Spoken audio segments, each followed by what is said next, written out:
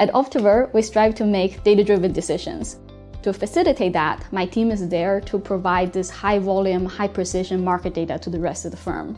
We use Python to build this specialized data pipeline.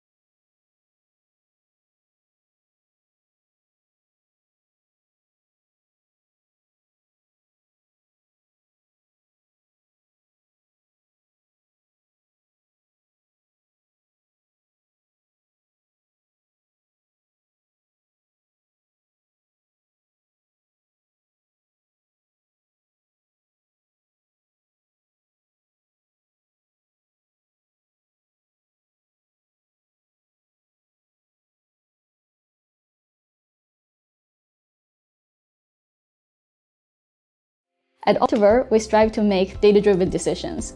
To facilitate that, my team is there to provide this high-volume, high-precision market data to the rest of the firm. We use Python to build this specialized data pipeline.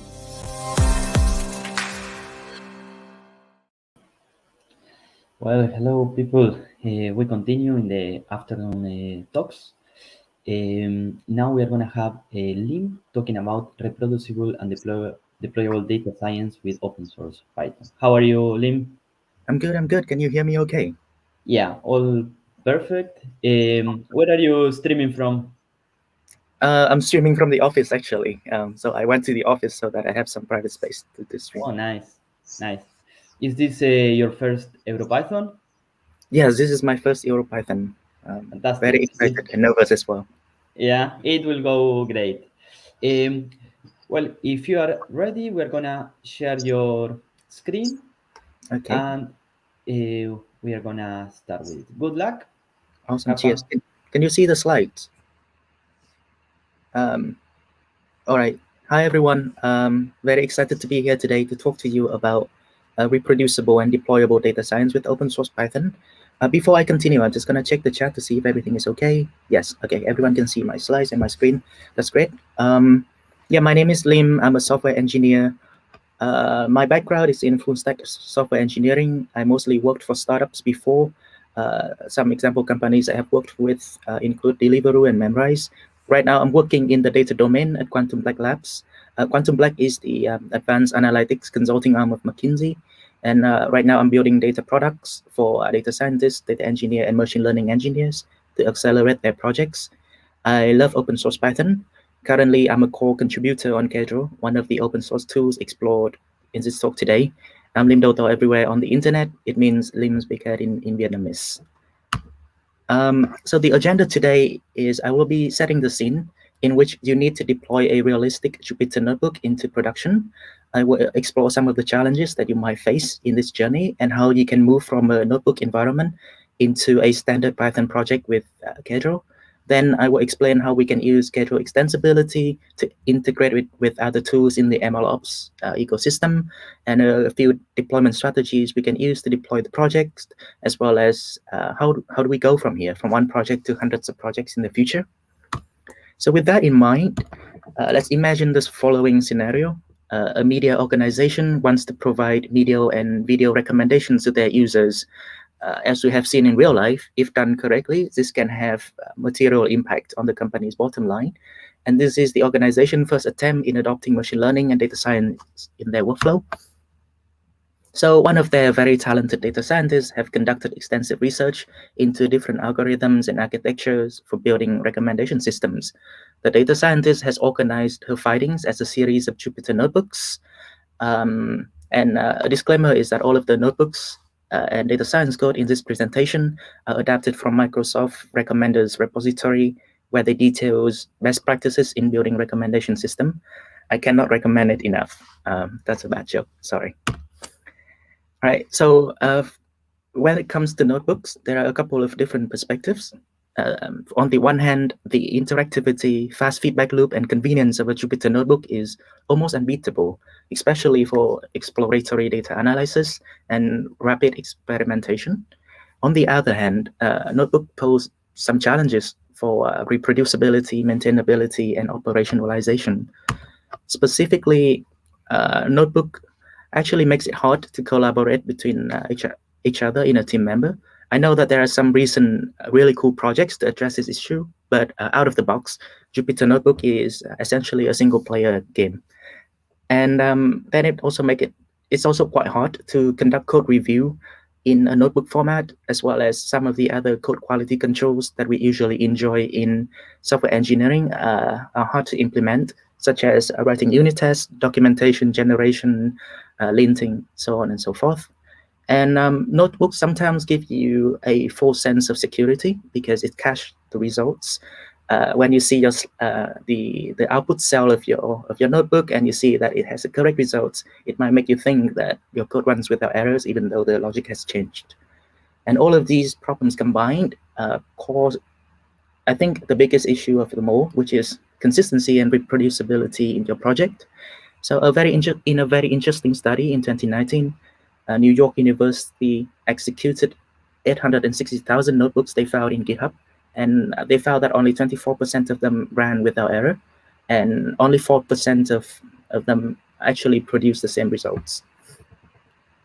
So with that in mind, I'm going to explore some of the strategies we can use to turn a notebook environment into a standard Python project using Kedro. Disclaimer, I'm a core contributor to Kedro, so this talk will be biased. So what is Kedro? It is a framework for you to build reproducible, maintainable, and modular data science by applying software engineering best practices, such as separations of concern and versioning into your code. It was created by Quantum Blake from our own battle scars of delivering a data science project to our client. It's used at startups, major enterprises in academia, and is fully open source. But instead of selling you on this tool from the top down, I would like to explore some principles that motivate us to build Kedro in the first place, and some of the problems that it is trying to solve. So the first problem is data management.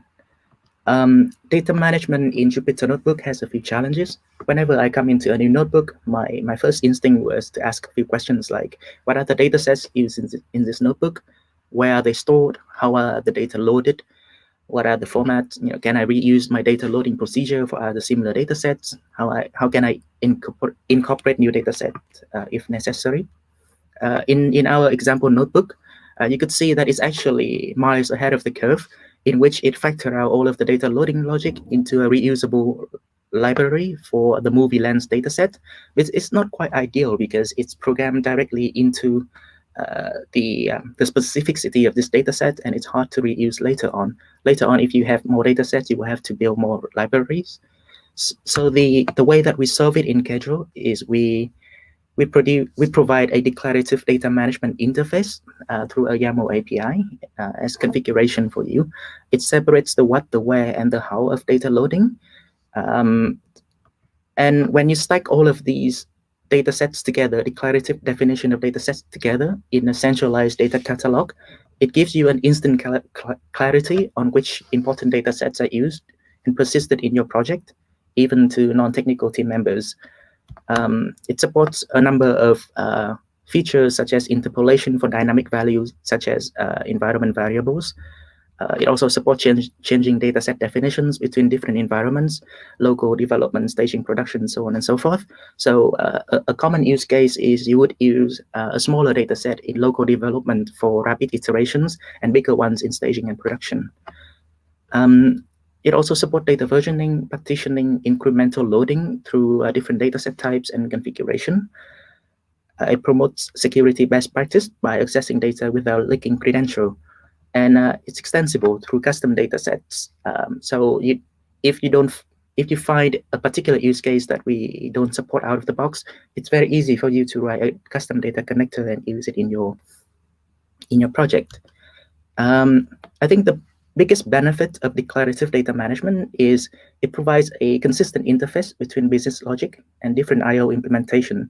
So it abstracts away the differences between the different data sources, processing engine, data formats. Out of the box, we support many of them, and it promotes the reusability of your data connectors as they are separated from your business logic, so you can swap them in and out without changing your data science code. In data science code, parameters and configurations are also important. Parameters including the project parameters as well as the hyperparameters of your model. So in the screenshot here, you could see that I have different configurations for different tools that are integrated into my project, such as Great Expectation, which we'll see in a few minutes, as well as MLflow and Spark, all in the same place, as well as my parameters are also managed in the same way in a YAML file. The trade-off here is that, YAML domain-specific language works very well on small and medium-sized projects, but it becomes unruly for massive ones with hundreds of data sets, even with good IDE support. So to mitigate these problems, Kedro supports splitting your data catalog into multiple YAML files. It also supports Jinja templating to avoid repeatability at the expense of readability. And then you can also use some other YAML native features, such as reusable code block to improve your configuration. I'm just going to show you a very quick demo of how this looks in real life in our project. So this is our data catalog. It's located under conf base catalog.yaml in my project. And as I mentioned earlier, this is the base environment, but you can also create more environments such as staging and production down here to override your catalog definition in different environments. And I really like a feature in VS Code, the outline editor, where you can see the outline of your catalog. So it's very clear what data sets are used in this project. And to demonstrate the idea that we can swap in and out different data sets, I'm just going to change this into Spark data set. I'm going to do file format, CSV, and it will just work the same way with a different processing engine for your code. Okay, so this is the data catalog, and it hopes that it gives you some idea on how it can help you with data management in Jupyter Notebook. And the next bit is about how do you manage the code in your project. So the challenges with managing code in Jupyter Notebook is that cells need to be run in a specific order. There are global scope variables that may or may not have been initialized. It's hard to unit test specific cells in isolation. It's still necessary to factor out common logic into Python utilities outside of Notebook to prevent the notebook from becoming polluted. So out of the box, Schedule gives you a few simple but powerful coding patterns as well as abstractions to help you manage the code better in a project. The first thing is that business logic in Schedule are written as pure Python functions. But that means there are a lot of benefits to this, but one of the biggest one is you can unit test it in isolation, and then you can use other tools in the Python ecosystem when it comes to functions such as decorator, composition, to help you write more modular code. And then these pure Python function can be connected together to use in a bigger pipeline in a concept that we call a node. And a node is just a thin wrapper around these functions with inputs and outputs, which are dynamically injected at runtime by the declarative datasets and catalogs that you have seen earlier. So the pipeline shapes is always a DAG, which is a directed acyclic graph by design. So there's no cycle in your data flow. And algebraically speaking, it's just a set of nodes. So they can be concatenated together to form bigger pipelines. In this example, you could see that I have 3 nodes in my data processing pipeline to clean my rating data and movies data, and use the outputs of these 2 nodes at the input of my create model input table node. And this is my data processing pipeline. And then I could create my data science pipeline the same way. And then in the end, I just concatenate them together, because in the end of the day, it's a set of nodes. So it has algebraic properties. And you can build pretty big pipelines this way, iteratively and modularly. So this is a demo that we have online, but I would also like to show you an example article that one of our users actually wrote on Mediums, and just want to show you the screenshot of their pipeline, which I think is quite massive. It is at the end. Yeah, so this is a pipeline that this company runs in production. It's one of the biggest telecom company in Indonesia, I think. One thing worth pointing out about the coding patterns in Schedule is that the topology of your pipeline is dictated by the data flow. As we saw before, you need to connect the nodes using their inputs and outputs. So inherently, a Schedule pipeline is data-centric. It's a DAG of data. If you are familiar with other workflow engine such as Airflow, Prefect, a pipeline is a DAG of tasks and data artifacts. So in a way, in Schedule, you already have a table level secondary lineage of your data for free, and the transformation logic that produces it. It's not column level lineage, but it's a good start. So that's the coding patterns that can help you extract the code from Jupyter Notebook and then put into a Python project in a maintainable way. And the next big thing that I want to talk about is the development experience in Schedule. because as we know, the development experience in Jupyter Notebook is amazing, especially when it comes to exploratory data analysis and rapid experimentation. It also has really, really great communicative utility, right? For example, I come into this algorithm recommendation system algorithm notebook, and then I could understand very easily what's going on. So I think this is a great strength of Notebook that we try to match with the tooling that we provide in Kedro.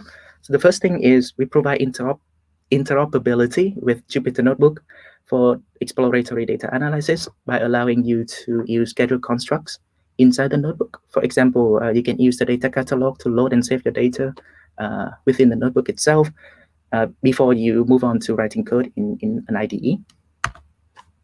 We also allow you to embed a pipeline visualization within a notebook, so then you can visualize the shape of your data flow when you explore your data. But beyond the notebook environment, we provide a very powerful CLI environment to help you run your project iteratively.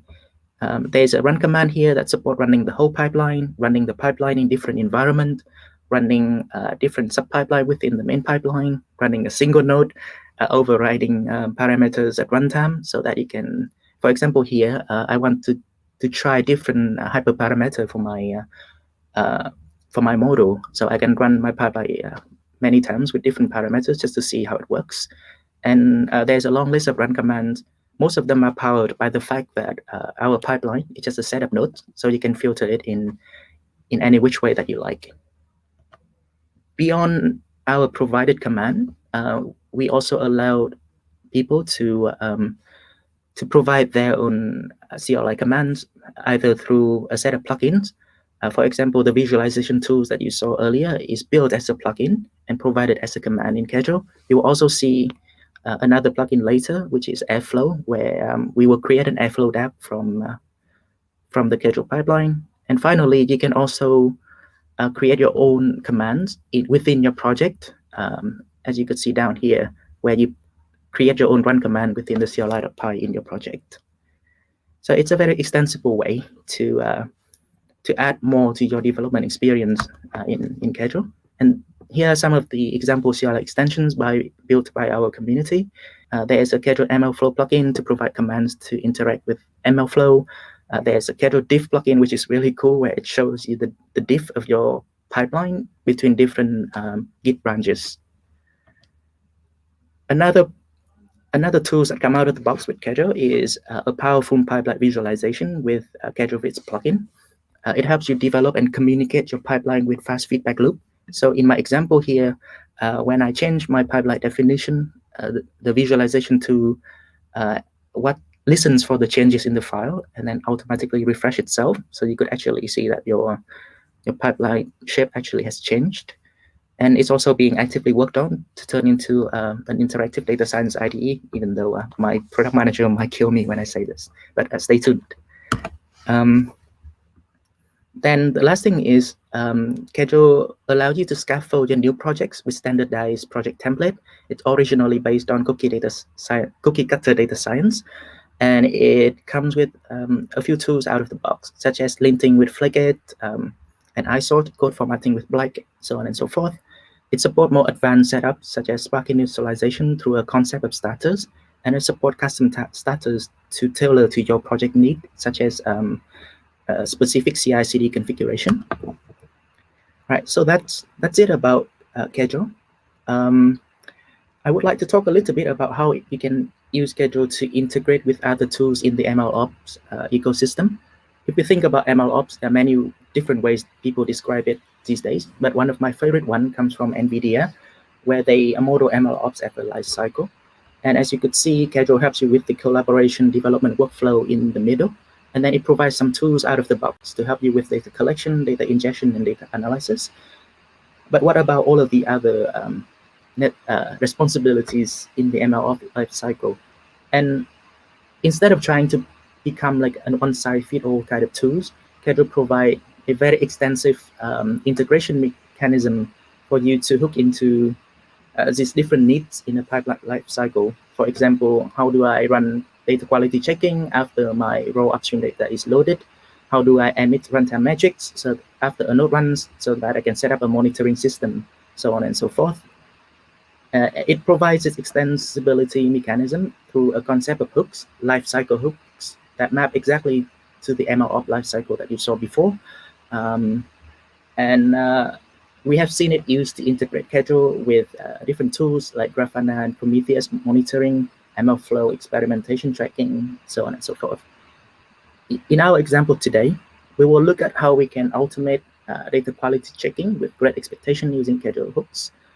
Great Expectation is a Python-based open source library for validating, documenting, and profiling your data.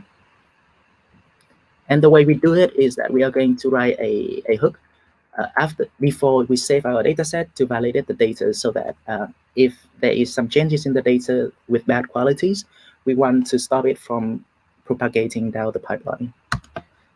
I'm going to show you a live demo of this very quickly. So this is the code editor. This is my data catalog, as we saw earlier.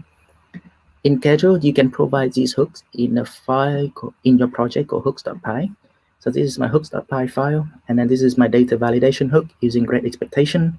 When I initialize it, I initialize the data context in Great Expectation using the configurations that located in conf base. And this is the hook implementations. This uses the same hook mechanism as PyTest uses. In fact, it's powered by the library that PyTest people made for building plugin architecture. So this hook is called before dataset saved, and the idea is very simple. Before you save a dataset, you try to get an expectation suit, which is like a set of validations to run against this dataset. If there is a suit that matches the dataset name, then we will just run it using Great Expectation. I have configured my project to have one expectation suit to match my cleaned movie dataset. This is a JSON file, but it also has a Jupyter Notebook interface for you to interact with it, provided by Great Expectation. And when I run my pipeline, let me just do this quickly. This hook will be called automatically, and you will see that after the validation runs, we can open what we call a data docs for you to view the pipeline. Sorry, to view the validation results. Actually, because I changed my data catalog earlier and has some typo in it, I'm going to change it back to pandas. Data set. I'm going to run this again.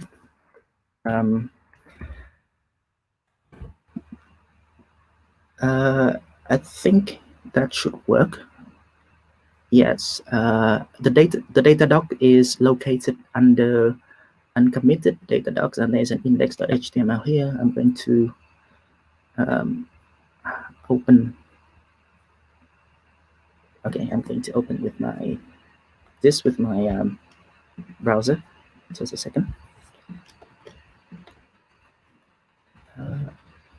And this is a Great Expectation data docs where you can see all of the previous runs of my pipeline, and all of the validations come from those runs. And if you click on one of them, you will see like what expectations were run, and then if it fails, then it will tell you why it failed.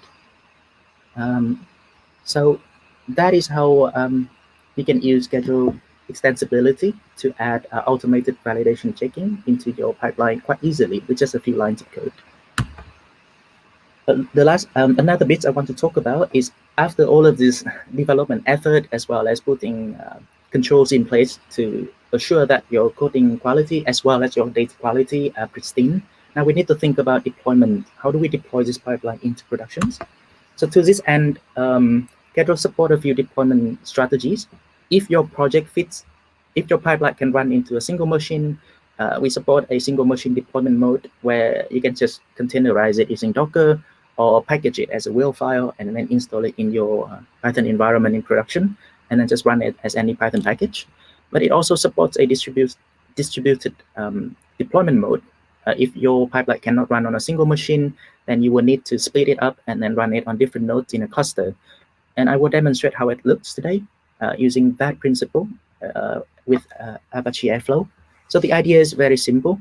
This is convert every node in your pipeline into an Airflow task, and then the whole into an Airflow DAG, and the whole pipeline, each node is converted into a task. As you could see in the screenshot here, my task flow in Kedro look exactly the same as my task flow in my Airflow DAG. If there's time, I will show you a live demo of this in a bit. But a very good question to ask is like, why starting with Kedro and then having to convert this into Airflow later on if they look exactly the same? So as we saw earlier, starting with Kedro gives you the benefits of rapid development, much closer to that of Jupyter Notebook. It focuses on data flow, not task flow, and it gives you the flexibility to stay simple. So if single machine deployment works for you, let's do it before you have to go distributed. It gives you the flexibility to choose between different distributed orchestrators. So if you don't have Airflow, you can go with Argos, Kubeflow, Prefect, whatever. The principle is the same. You convert parts of your pipeline into the primitive construct in the orchestrator environment, and then off you go. And then there's a very powerful concept here that I would like to promote, and that is your deploy pipeline doesn't need to have the same granularity as your development pipeline. So in development, we want as much details as we can to for all different purposes. But in production, sometimes we are constrained mostly by the computing resources as well as the production environment. So we might want a different way to slice the pipeline and then deploy it based on those constraints. So in this example here, and I have split my pipeline into just two different tasks in my Airflow DAG. One do data processing, and one does model training. And theoretically speaking, with Airflow, you can run these two different tasks in two different workers, and one might support Spark, and the other might use GPU if you use deep learning models. And the last thing I want to talk about is beyond. How do we go beyond a single project? How does these tools help you to scale from one project to hundreds of projects? And basically, it helps you do that by promoting the concept of reusability. So you can reuse your pipelines between projects using an abstraction that we call modular pipelines. I didn't have time to cover this today, but it's in our documentation. It helps you build reusable data connectors, reusable extension hooks. So beyond just great expectation, you can build other hooks, as I mentioned before, to do performance monitoring or experimentation tracking. It helps you build reusable CLI commands, help you create scaffolding template with starters, and you can also publish them as open source libraries for the community to use too. And that is it for my presentation today. All of the code for this project is hosted in this repository, and thank you for listening.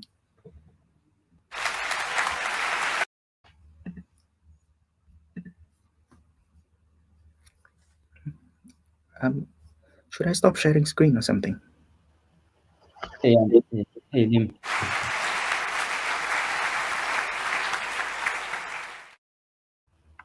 Thank you so much. It was really nice and well done.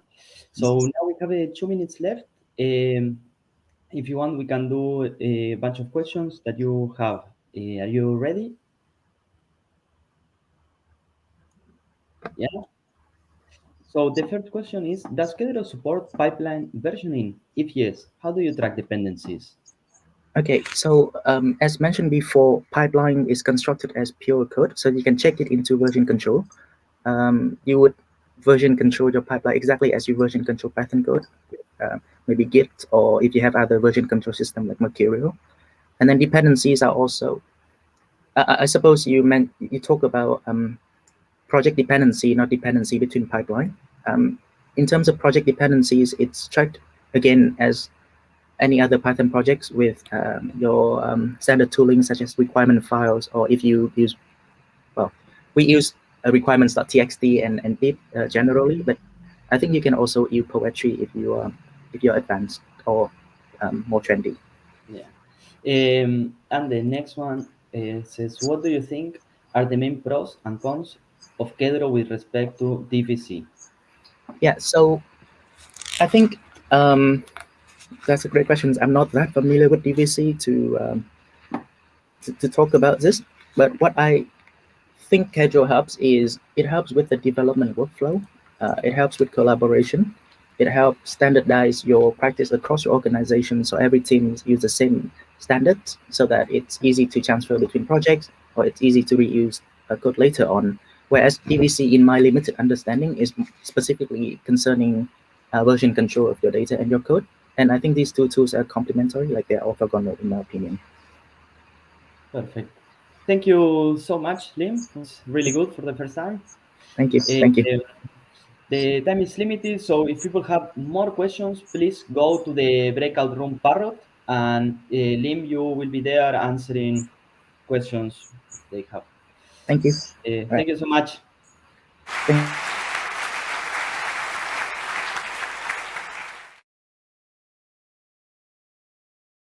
At Optiver, we strive to make data-driven decisions. To facilitate that, my team is there to provide this high-volume, high-precision market data to the rest of the firm. We use Python to build this specialized data pipeline.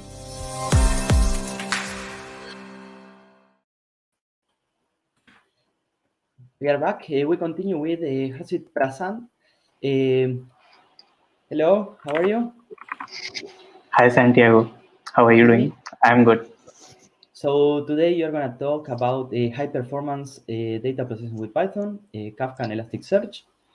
If you are ready, we can start. All right. Okay. Sounds good. So let's begin with my talk. So, hi, everyone. I hope everyone is doing well. Today, I will be speaking on high-performance data processing with Python, Kafka, and Elasticsearch. To provide an overview, like how to provide an overview, all kind of applications these days work on data. Data is used to represent a set of information, and sometimes this set of information is either so large or crucial that it needs a better infrastructure to perform updates faster to the data store. So in this talk, we will be further looking how this can be achieved. All right. So before beginning with my talk, I will better tell more about myself. I am currently working as a software engineer at Grofers. It's India's largest e-grocery shopping platform. I completed my bachelor's in technology in electronics and communication recently last year from LLM Institute of Information Technology. It's in India. I have been past participant in open source programs like Google Summer of Code, where I have experience working with the open source organizations like FOSS Asia and CERN. Both are like open source based organizations. I've been like active contributor in these organizations in the past. Yeah. So before proceeding with my talk, let's talk about what will be the overview of my talk. So first of all, I will be first discussing about the problem statement related to when we process high data and where messaging queues can be helpful, which will give an idea what we are going to talk about in upcoming slides. Then secondly, then I will be discussing about the solution to solve the problem, since as at my title hints about the messaging queues. So we will be discussing about the producer consumer design model, and I will be taking one real world example how these actually work. And I will keep it really simple to understand like how things will be connecting with each other. Afterwards, I will discuss more about end-to-end workflow, like how the components of the solution are connecting with each other and how we are solving problems to process data more efficiently and faster. And then at the last, I will be giving a code walkthrough how things are working in terms of code, and will end with conclusion, learnings, and QA session. All right. So let's begin. So let's start with the problem statement first. So imagine you are creating your own retail shopping app. Let's say you are an entrepreneur and you want to create a retail shopping app. Now you deployed this app on an app store, so it can be available publicly to the customers and they can use it to place an order from your app. Now let's consider how this app is working currently at the moment. We have a customer who will place an order through your app. Once this order is placed successfully, it will send an acknowledgement to the customer like hey, your order has been placed. We will deliver it to you by the next day. So after sending the acknowledgement to the customer, the app should make changes in the data store internally to provide a better user experience. By what this I mean, so let me explain a bit furthermore. Here we will be using our data store to store product related information. So let's say since you are creating a retail shopping app, so your data store must have a, product related information in your data store. And it can have information like product inventory, its price, its name, etc. In our case, behavior should be like once the order is placed for the product, as you can see, it should update its inventory in the data store to avoid unnecessary orders for the same product. Because let's say if you have a same product having a stock of 5 units, and one customer orders it like all the 5 units, and another customer is trying to place an order with the same product having a zero stock out. So in this case, things can go wrong. So in this way, like it should. So that is why we are using a data like this is we are using to avoid any unnecessary orders for the same product. Now assume that the things are going well and current workflow is working fine for you. You have, let's say, receiving an average order rate, let's say 10 orders per day.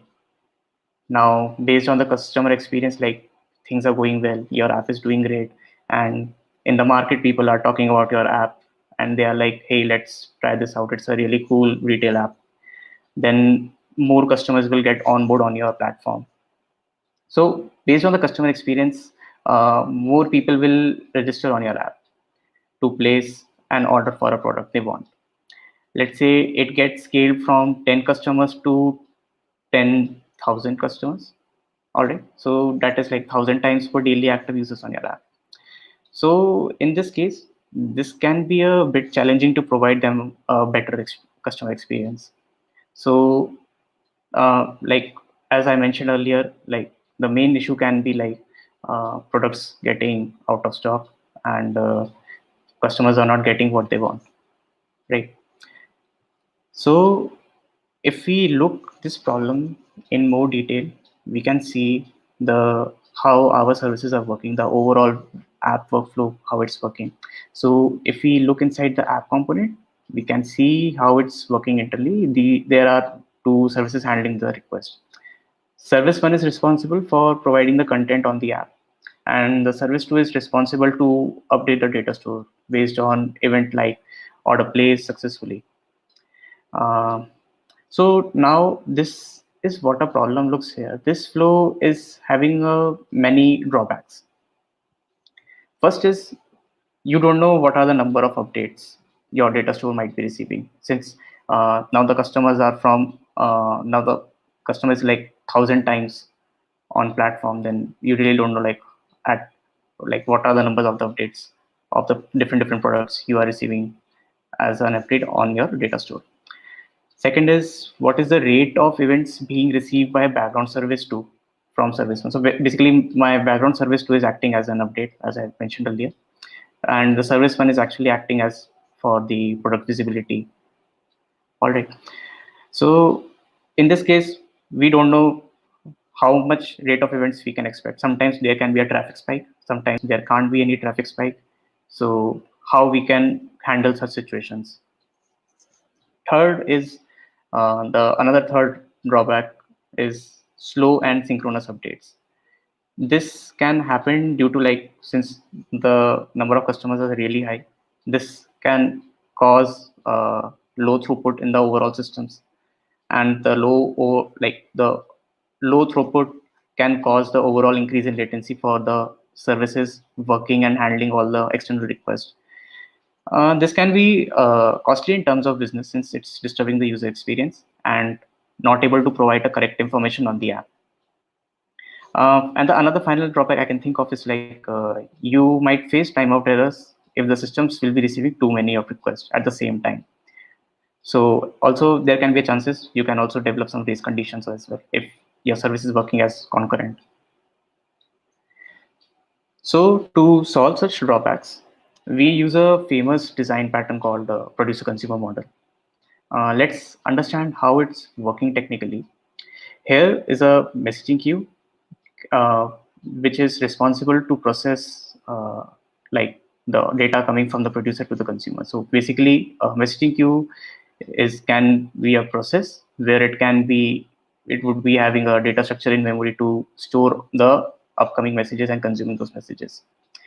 It can be the process running on the same machine as the other components interacting with the queue, or it can be running on a different external machine and other components interacting with the queue. Uh, in short, like on the another external machine. Messages are like a small size data which tells what task has to be done. So here we have two components, producer and consumers, and producer is responsible to generate the message and push it to the queue, and the consumer is responsible to pick the message and do the processing as per the message. Producer keeps on pushing the messages, and the consumer keeps on consuming and those messages. So in this way, like, we can use the messaging queue, and it is actually helping us to decouple the load on the overall systems. One another good reason to use such pattern is that somehow, let's say, my consumer, so the consumers, which are basically taking the updates and store and sending those updates to my data store, somehow if they get stopped working, then in this case, producer will keep on pushing the load to the messaging queue, and our queue will hold it until the consumers are up again and stable in the production. This will actually help us to keep data more persistent, and will help us to receive important updates to our data store without any loss of any information.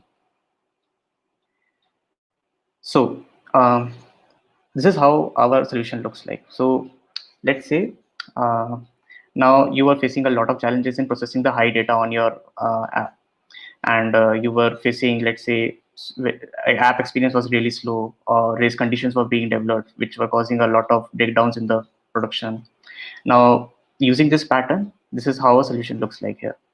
We will be using a messaging queue in our app flow, as you can see.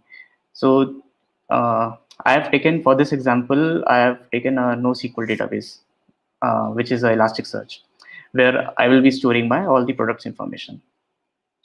Here, Kafka will be used as a messaging queue to keep track of information from producer, that is from retail shopping app.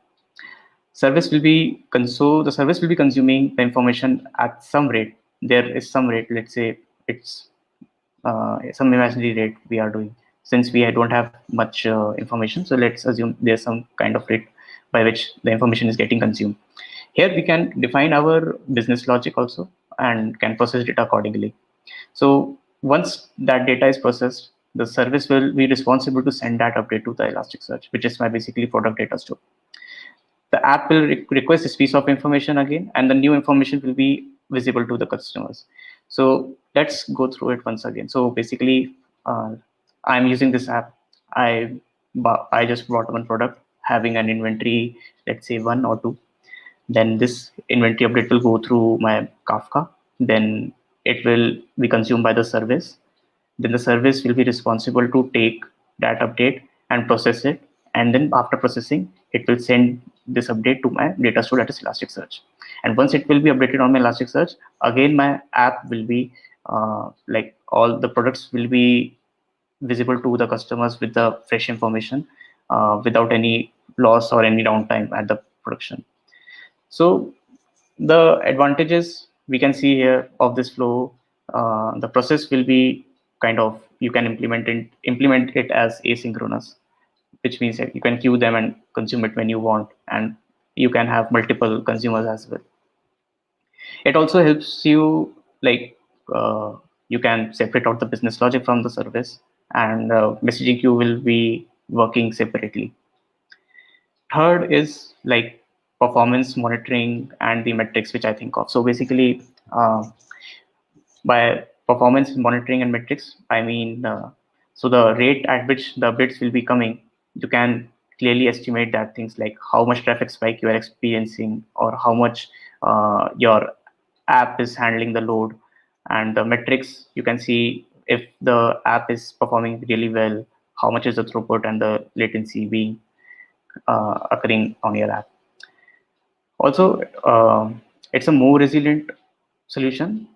That means you have very less chances of application going down.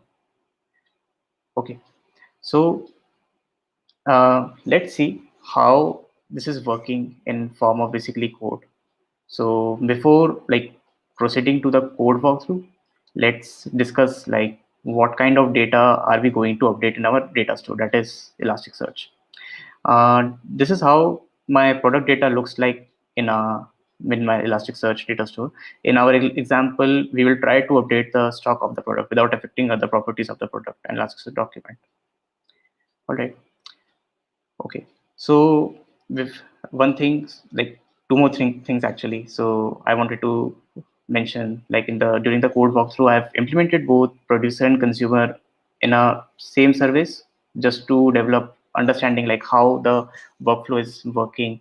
But in real world applications, these can implemented as separate microservices, and they can be like combined and orchestrated in a way in a production in a real world. So I have used Python 3 fast API framework and the async Kafka and async Elasticsearch client. We will be going through each step like producing and pushing data to Kafka and again consuming from Kafka. Okay, so and consuming from Kafka and then processing it and sending it for an update to Elasticsearch. In my code, I've defined a retail streamer which signifies my overall data streamer, having two components, producer and consumer. So this is the code for producing and the pushing the data to Kafka. First, we initialize our fast API application, as you can see. Then initialize our Kafka client. I'm using the AIO Kafka client to support the async and await operations. So this can help me to like basically distribute or process my updates asynchronously on the application level. So main function begins from the line 21 where I have defined method by name Kafka produce, which will take the data payload from the request. So as you can see, it's taking the data payload and also it is taking the topic name as well. So it will assign some message ID to it. And then it will just send this to the AIO, like to the Kafka producer via, like, as you can see, AIO producer is actually sending my message to the Kafka. Okay, so in this way we are actually producing the message. So overall, like, this is the code which will be worked like once the acknowledgement is sent to the customer, like the order has been placed, this code will get activated, and this code will be responsible for sending that update, all the summarized things in the message, that what has to be done. So this is how overall request payload and the response looks like. If an order is placed on the app, as I said, it is sending the payload to the Kafka. So this is how the payload looks like. You can also observe that I am separately creating a message ID which is unique. This message ID can be helpful to trace my updates if they were successful on the consumer side or not, or did it got failed on the producer side. So this is like the trace ID can be helpful for me. All right, so that was for the data producer. Now we are looking at the code for the data consumers. So once my message has been produced and pushed to Kafka, this is the code for consuming data from Kafka and updating data to, and this code will be also responsible to update data to Elasticsearch. So the overall implementation is same as it was for the producer code. You can see that the main function begins from the line 8 where I have defined method by name Kafka consume.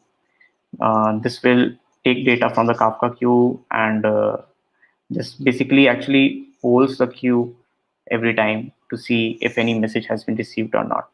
So this is kind of a real time. So let's say if my data set is really small and how should I say, like it's in 1000, 2000, or so this will be like consumed in like very fast, like within 1 second or 2 seconds. So there will be it will be a real time based. So once we receive this message, as you can see, we process them before sending it to Elasticsearch.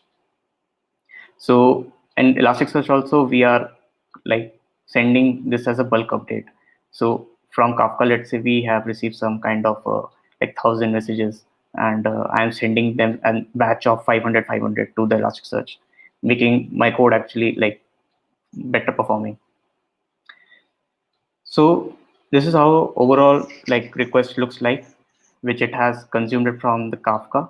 The response basically tells that data was consumed and updated to Elasticsearch successfully. And you can also see that it is also like telling me for from which topic it is coming, like from which topic it is actually consuming the messages. So let's look at the data update code. So once we have received the data, now my service, which is separate from the Kafka queue, will be responsible to update this like the information coming from the message to the Elasticsearch. Now, this is the code for processing the data and sending update to ES from the message, update to the ES. From the message, we get product ID.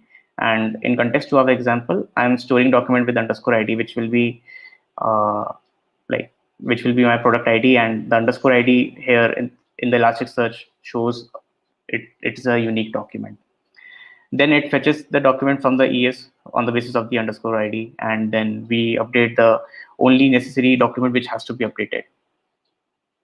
So this is how final update to the ES looks like after going through producer consumer flow. So as you can see, like earlier like the product stock was 5, and let's say I shopped on the app, and then I basically checked, like I put those 2 items and then checked out successfully, and after that it sent the acknowledgement to my system, and it sent the update back to the my data store.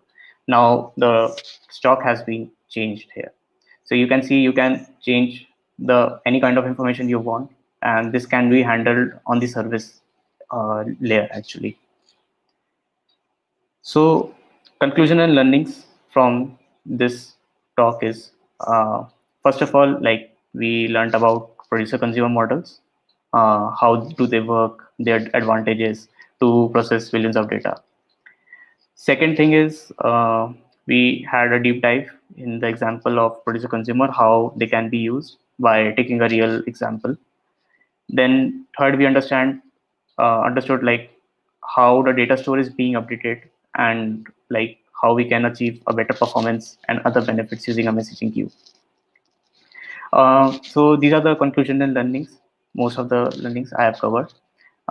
If anyone is interested to see the Python code implementation, how things are working together as a whole system, they can like find the whole code on my Git repository. I also have a proper documentation for that. To if you are interested to take a deep exploration in my code and want to run it locally, then it's all there. All right. If you have any questions, you can also reach me out on Matrix, email, or LinkedIn. Those are my social handles. All right. That's all from my end. Thank you everyone for joining, and thank you to the EuroPython community for having me here.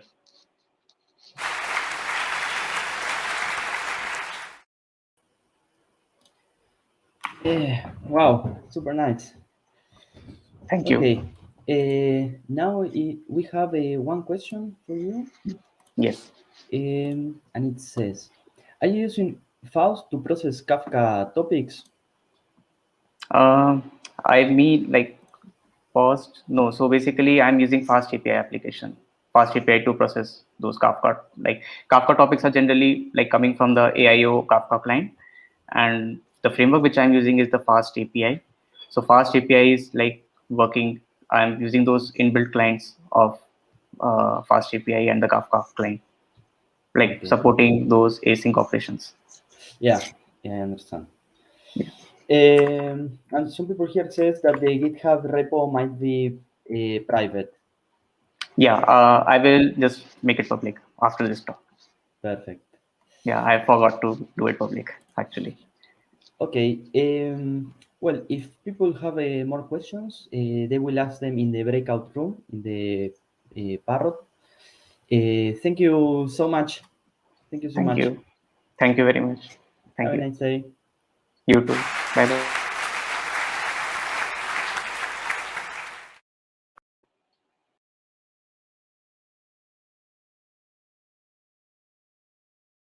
At Optiver, we strive to make data-driven decisions. To facilitate that, my team is there to provide this high-volume, high-precision market data to the rest of the firm. We use Python to build this specialized data pipeline. Είμαι η Μαριάννα. Λάτρεψα την Python από την πρώτη ματιά. Αυτό είναι που με έκανε να ασχοληθώ με την κοινότητα του Python Guild στην Bloomberg, στην οποία πλέον είμαι επικεφαλής μαζί με τον Matt Wozniacki.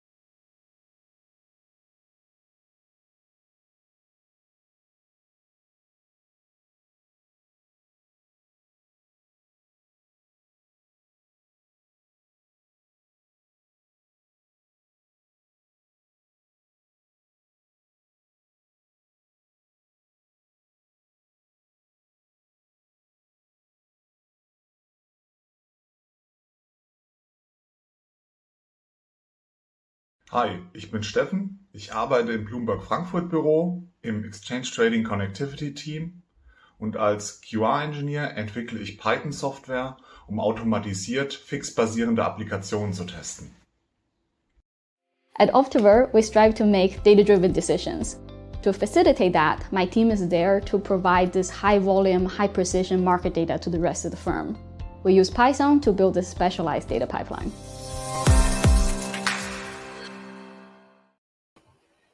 Welcome back. So now we're going to continue with Mark. Hello, Mark. Hi, Santiago. How are you? Pretty good. How are you? All good. Where are you streaming from? I'm currently based in Hamburg in Germany. Oh, from nice. the 4th floor of my apartment, so nice view out in the green. With a nice standing desk. Yes, exactly. Okay, so you are gonna talk about how to speed up deep learning development life cycle for cancer. If you are ready, we can start. Yeah, sure, I'm ready. Go ahead and good luck. Thanks. All right. Hi, everyone. My name is Mark.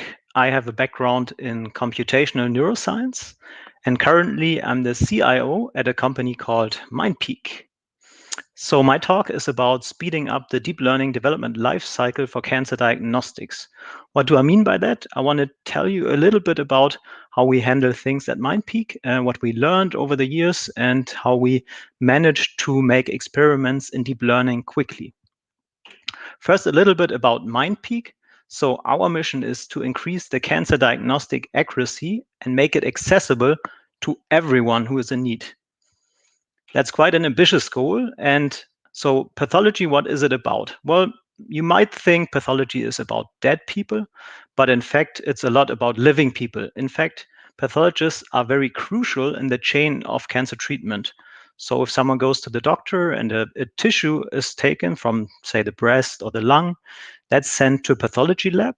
And then they prepare that tissue, this biopsy that you see here, and the pathologist will look at it under the microscope. And then the pathologist, with his years of experiments, makes the diagnosis. And that diagnosis, in turn, is sent back to the general clinician that sent in the biopsy in the first place. And the clinician then decides on the treatment. So the diagnosis of the pathologist is really what determines the treatment in the end. So it's super important. Now, here's the problem. We have a rising demand of pathology diagnostics, but the number of pathologists stay roughly the same. So more and more diagnosis needs to be done by more or less the same number of people. And that's a problem, right? Because I'm sure no one of you wants to be in the position that you're in need of cancer diagnostics and you need to wait for months. So that's where we want to step in, and we want to help reduce that gap. So this is how we envision the cancer diagnostics flow tomorrow. We want to have digital scanners that scan these tissue probes instead of looking through the microscope. Then immediately after scanning, an AI can do a pre-analysis, make a diagnosis, and then when the pathologist opens the case, they can check on the screen what the AI did. They then can take a look and say, yeah, I agree, or I don't agree so much.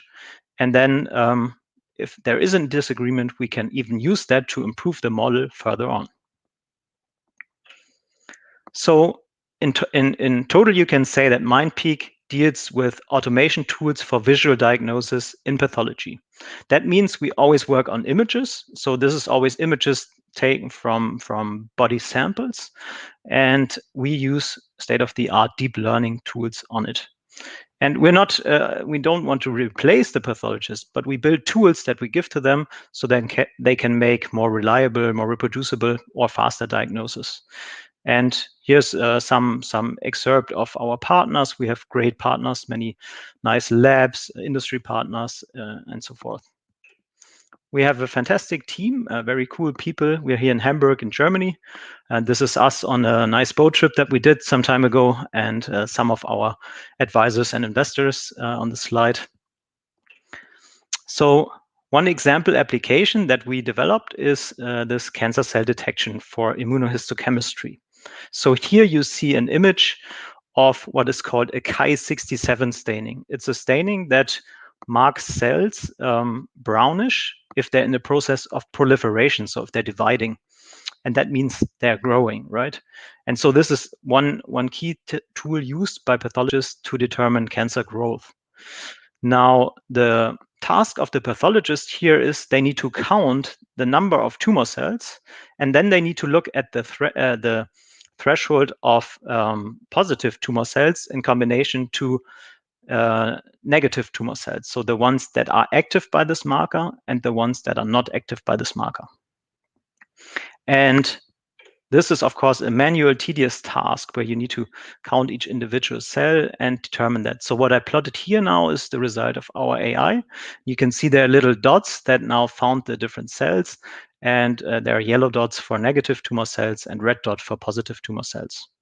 And so this way, the pathologist can get a much faster result and doesn't have to do the manual counting. Now, this might look easy to you. I mean, it's easy to detect some brown, right? But in fact, the variation in the labs is really huge. So there are many different use here. So as you can see, this is maybe an image taken more from a microscope camera. And all these images here, they're all Chi67 stainings. So you can see it's not an easy problem we're dealing with. In particular, this happens because each lab has slightly different chemicals and is working at different temperatures, and that's how these different shapes come about.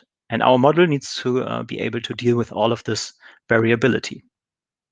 That's also one big thing that differentiates us to some competitors, because we try to develop a deep learning model that covers all this variability.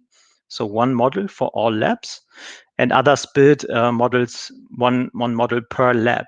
And we think it's better to have a more general model, because then you're not so prone to overfitting. You will generalize better, because if you just fine tune to one specific lab, there's always the risk that you overfit a bit. Now to the focus of the talk. This was a bit of the background of MindPeak. So I want to talk a bit about this deep learning training cycle. Usually you start off with some idea, and then you collect some data and have some annotations on them, and then you move on to the implementation phase. You write some code, you develop your models, your losses. Then you go ahead and train the model, usually on a GPU, and then you evaluate it on a test set. Now, if your results on the test set look promising, then you might deploy it, and then you need to monitor if it's actually doing what you think it's doing in production. And then often the cycle continues again. You then collect some data again from the things you've seen in production, and you annotate. Maybe you change some things. And now the question today is, okay, you always need to do these experiments, and how can you make that as fast as possible? So the focus is on this end here. How do I go from idea, implementing it, to having a fully conclusive result and being able to tell if it's actually improving my previous model? So let's dive in. The goal is to test ideas as quickly as possible. So we'll start with the idea stage. And that one, first, of course, in the idea stage, you need to generate an idea, right? And you can either do that without data, so when you start fully from scratch, or you can do it data-driven. And you should also think about how you annotate, how you have efficient annotations, and you should define some metrics. How do you measure that you reach the targets you want to reach? So some say brainstorming is fantastic, and some of the best ideas are found through it. And I agree, it's good, but I think it's important how you apply it. So what I don't think is so good is if you just throw ideas in a room, no limits, and just write them down, because that often leads to what's called groupthink, where you don't generate too many distinct ideas, but rather they are all very similar. So what we usually do is every person of the team sits down by themselves. You take maybe 20 minutes to generate your own ideas. You think about the problem. You think about how would I tackle this. And then after some time alone, then the team gets together, and everyone has 1, 2, 3 minutes to present their idea on one slide maybe. And then after that, you look what are similarities, how do ideas overlap, and then you organize and group them together, have a short time box discussion about it. And then it's crucial that you do a voting. So every member gets a few voting points, and you can vote on the best ideas. And if they're limited, then you really need to decide. Otherwise, it's often you have many cool ideas, and it's not really clear on what you should work on. You can also use something called the business model canvas to further evaluate this in a more business context, but that's usually more on the business end and not the engineering part. All right, what if you have data? Well, if you have data already and you already have your first model trained, then you should use your data to drive your ideas. That's much more telling than just thinking about ideas out of the blue. So what can you do? You can take a subset of your validation set and you look at the errors your model is doing on this validation set. And you categorize those errors. And then you can see where are the most errors happening. And that is probably the category you should focus on because you can get the biggest improvement from there. Let's take an example. So remember our problem, we need to detect these cells and we need to classify them. And now I might say, oh, I'm worried that maybe we have a lot of stroma immune misclassification. So these are different types of cells, different classes. And if I just go about and I have this intuition, then I could try to create something to fix the problem. But now instead I sit down, I make a small list, I go through 100 images and I mark each time on an image this problem occurs with an X. But I also do the same thing for other categories in the meantime that I note other errors. Now, if you come up with these counts here, of course, you see, okay, so stroma immune only happened 4 out of 100 images, while something like scan artifacts maybe had happened 35%. So probably my time is best spent focusing here rather than focusing on this problem. Makes sense, right? Then, if you have your idea, you should collect data often. So you should think about how to efficiently do that. In our case, you could say, okay, I let pathologists mark the segments of each cell, so they should draw the borders of the cell. And that's one possibility. But instead, you could also say, okay, they just have to mark the center of each cell with a dot. And that way, we also know where the cells are, because for our problem, it's important to count the cells, but not to find the exact segmentations of them. So maybe this way would be much more efficient, and you would get your data faster. Now, let's quickly talk about metrics. So metrics, of course, define your goals. And often you have several goals. You have several different metrics, especially if you work on real-life problems and in pathology in particular. And so still, I would recommend to try to single it down to one metric that combines everything. Because if you don't have that, then it's always the question, how do you compare? So you have one model and another model. How do you tell which one is better? Maybe the one is better in one metric, the other is better in another. And it's then in the team, it's really hard to tell how to judge when a model is considered better than the other. And you might even disagree. One might say, but this is more important. And the other says, no, I think this is more important. So upfront, just decide on a clean single metric. And how can you do that? Well, fourth, you can make aggregates. For example, if you have precision recall problems, you can aggregate them as the F1 score, which is the harmonic mean of precision and recall. You could have a weighted average of different submetrics. So that just means you decide on the weights where you think what is the importance of each metric, and then you just make this weighted average. If you think some metrics are equally important, the min operator could be something you can look into. That way, if one metric gets much better, but the other one doesn't or even suffers, you will not improve the model. And that might be beneficial in some constraints.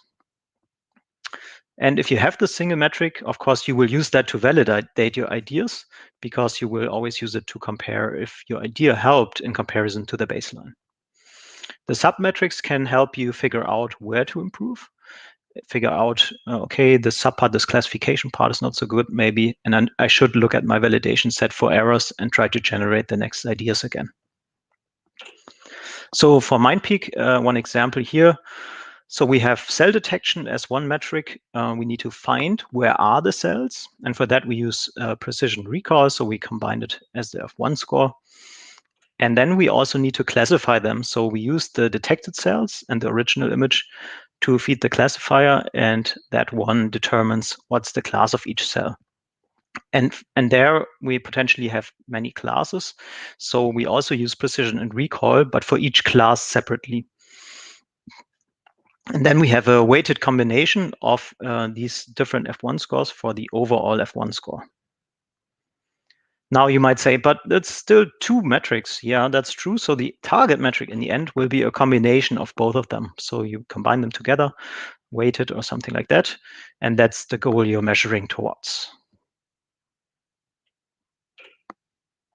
Okay, that's it for the idea stage.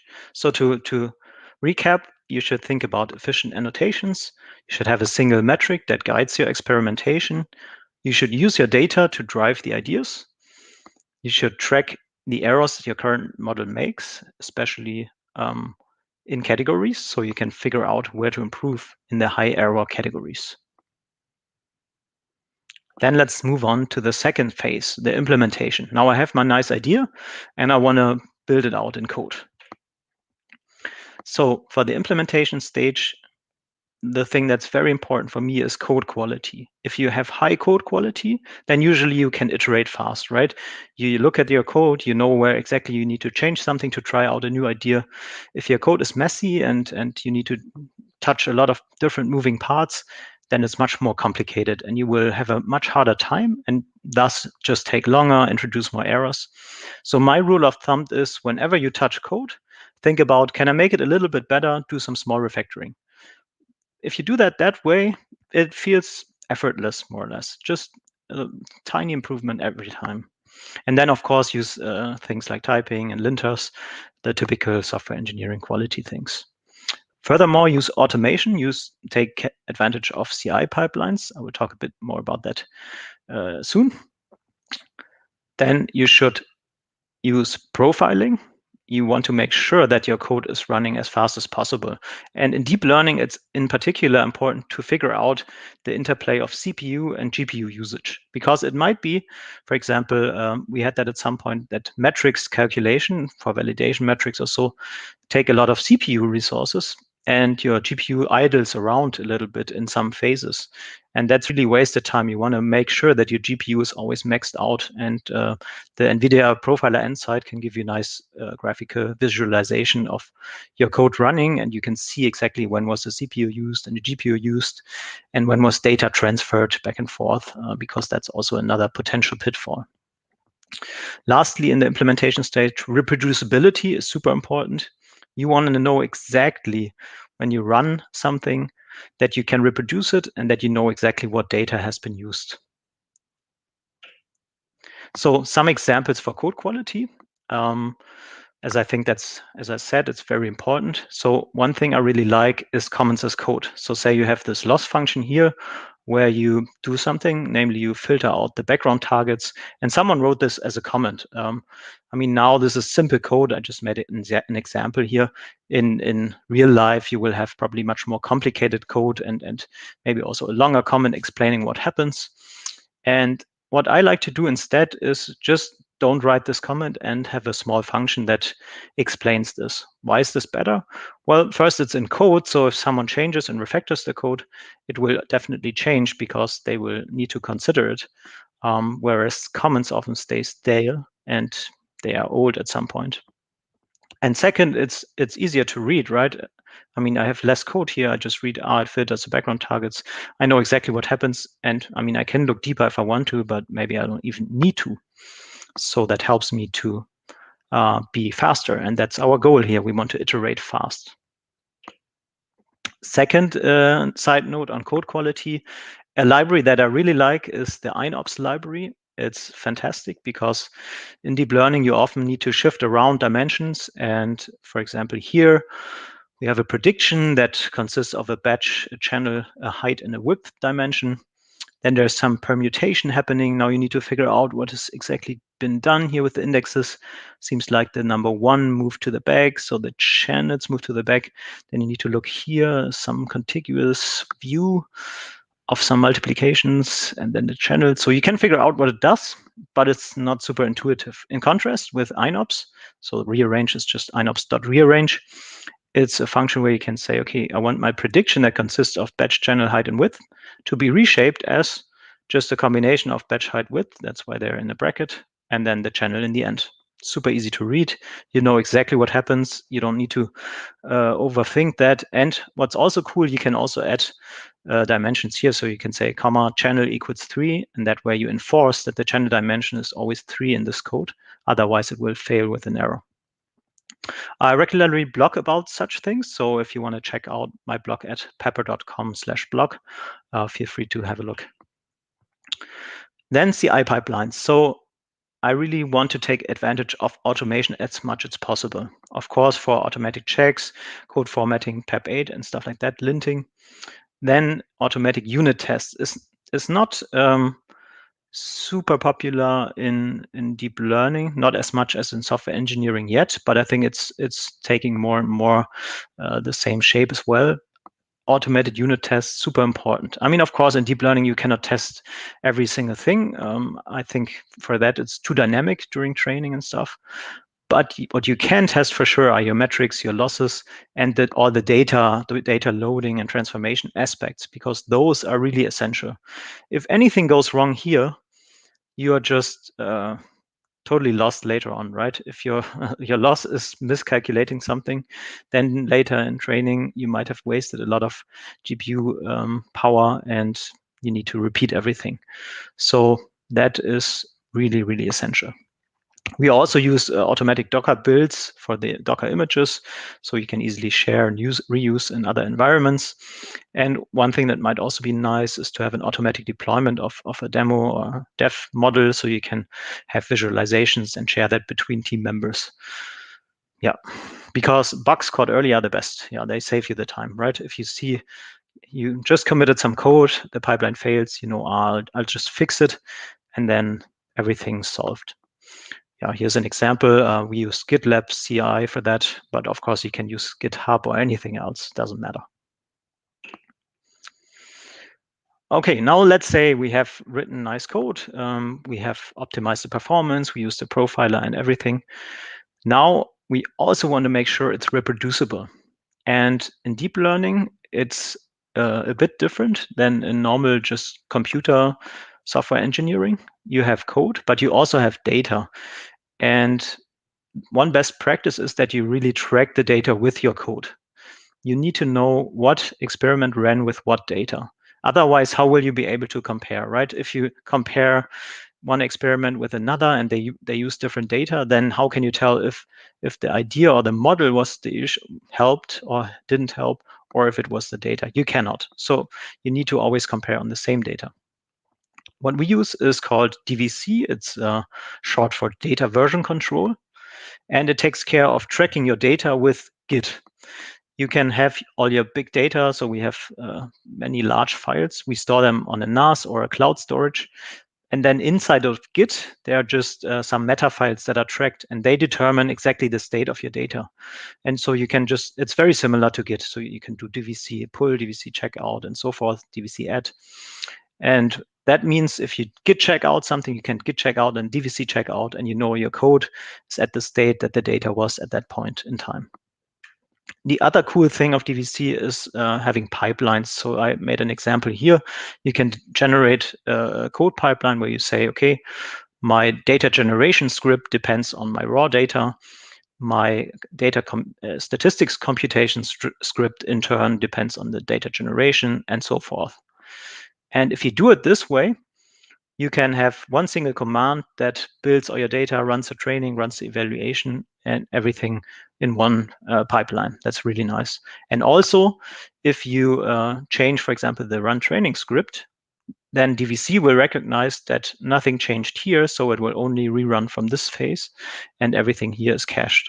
Whereas if you change your data, of course, the whole pipeline needs to be rerun. We also use that to track your metrics, TensorBoard logs. That way you always have the most recent baseline at hand and you know exactly what you're comparing against. So that really helps not to always have to ask someone else, oh, how was your run? How were the metrics? How's this? You always have the best one checked in and ready to be evaluated. So if you don't use something like that, really check it out. So to sum up the implementation stage, you should push for high code quality. You should really make sure that whenever you touch code, you do some small refactoring, if applicable. You should use linting, typing tests, of course. And to do that, you use continuous integration. A profiler will help you to avoid easy bottlenecks. And I should rest my eyes. You have to achieve reproducibility and track your data. For that, I recommend DVC. And let's move on to the next stage, which will be the training and evaluation. So you set up all of this. And now the question is, let's train it. I have my idea. I implemented it. Go for it. And now this happens usually. You have to wait. Why do you have to wait? Well, you let it run the training on a GPU. And typically, deep learning is very data hungry. So you have a lot of data and your training takes a while. And of course, that's not so nice if you implemented your cool idea, you want to get feedback quickly because you want to iterate fast, right? You want to see, did it work? Can I tweak it a little bit? Or does it not work at all? Should I move in a different direction? And the longer you need to wait, the more hassle you have because you are stuck and you cannot really know how to improve from the state. So let's fix that. What can you do? You can, for example, use multi-GPU training to gain speed ups. So multi-GPU training is an obvious way to speed that up because you can just parallelize the training. I will get to that in a minute. You can also reduce your data set. So you can look at how can I have less data to train on? Because if you train on less data, of course, training will be faster. And you should have, as we defined in the idea stage, you should have your single metric here as guidance. That one you evaluate to in the end, and that one should guide you if your idea is working or if it's not working. So let's take a look at the multi-GPU training. So for multi-GPU training in PyTorch, that's what we are using at MindPeak, there is this thing called data parallelization. So assume we have this bunch of training data. I set here 1,632 images because that conveniently splits into 102 batches of 16 images. And let's assume we can run with a batch size of 16 on one GPU. That means we run batch 0, then batch 1, then batch 2, and so forth, sequentially every batch. Now, to make that parallel, you can say, okay, let's use 3 GPUs instead. Then the idea is, okay, GPU 0 can run batch 0 as well, GPU 1 batch 1, and GPU 2 batch 2, all at the same time, while this one only did batch 0. So in theory, you should have something like a 3x speed up, right? Well, not quite. So there is communication overhead. You need to somehow organize this. And also you need to make sure that your model is just one trained model in the end. So also you have to somehow take care that the model is synchronized. Let's see how PyTorch data parallelization solves this. In data parallelization, one GPU acts as the master GPU. That one is able to synchronize with the others. And so here in this case, we have 3 GPUs, 2 workers, and 1 master. The master sends over the data, the batch data, and the model weights for this batch, so that to make sure that every GPU runs on the same model weights. Then each GPU runs independently on its own batch. So here, as you can see, GPU 0 on batch 0, GPU 1 on 1, and GPU 2 on 2. So far, so good. Now they send back the outputs to the master, so the master computes the loss. And then the master scatters the loss again to the workers, and they compute the gradients on each GPU. And then finally, they share the gradients again with the master. The master puts all the gradients together, makes the model update. And now at this point, the model is asynchronized, right? There's a different model here than on these GPUs. That's why back in this stage, you send the model weights, so they are synchronized again. And then the cycle repeats, and everything is good. But as you can see, there's a lot of communication here, right? There's here communication here, here, here. So as you can imagine, this will not be a 3x speed up. It's more like a, I don't know, 2x or 2.2, 2.3, something like that. And of course, we don't like that. And we can do better. That's what PyTorch distributed data parallel can do for us. So in distributed data parallel, you load and process batches fully separately on each GPU. I will talk about that in a minute, how that exactly works, because you might wonder, but before the master organized this, how do they now take care of that? I will talk about that in a minute. But let's assume somehow we have split up the data so that there's not the same batch running on separate GPUs. That would be bad. We have different batches here. Now each GPU computes the loss and the gradient separately, so totally independently of each other. And then this is the only communication stage in distributed data parallel. We have a gradient all reduced. So we share the gradients between each GPU. And then each GPU has all the gradients, can compute the average gradient. And then each GPU updates also independently the model. Now they are synchronized because they started with the same model and they have the same gradients. So they will end up after the update with the same model again. And that way, of course, as you can see, is much less communication. So you are close to the 3x speed up that you want. Now, what did I mean with you need to take care of this? So to do this, you need to implement a special sampler called a distributed sampler. There is a PyTorch implemented one that you can use if you have a default setup. But we needed to adjust that a bit. So you inherit from it and you adjust it to your problem, to your data loading and all that stuff. Basically, it takes care of making sure that each GPU knows what data to look at in each batch and each epoch, so that they don't train on the same stuff, because then that would be not really nice, because you want to train on different data. And another thing to mention is this nice paper of Goyal et al. It's a paper from 2018. They looked at how to train large models with large batch sizes. So over many GPUs, they trained ImageNet in 1 hour. And this paper I would really recommend to look into if you do the multi-GPU training, because you should also take care of learning rate warm-up and learning rate scaling. I won't talk about the details here now, but yeah, it's worth checking out.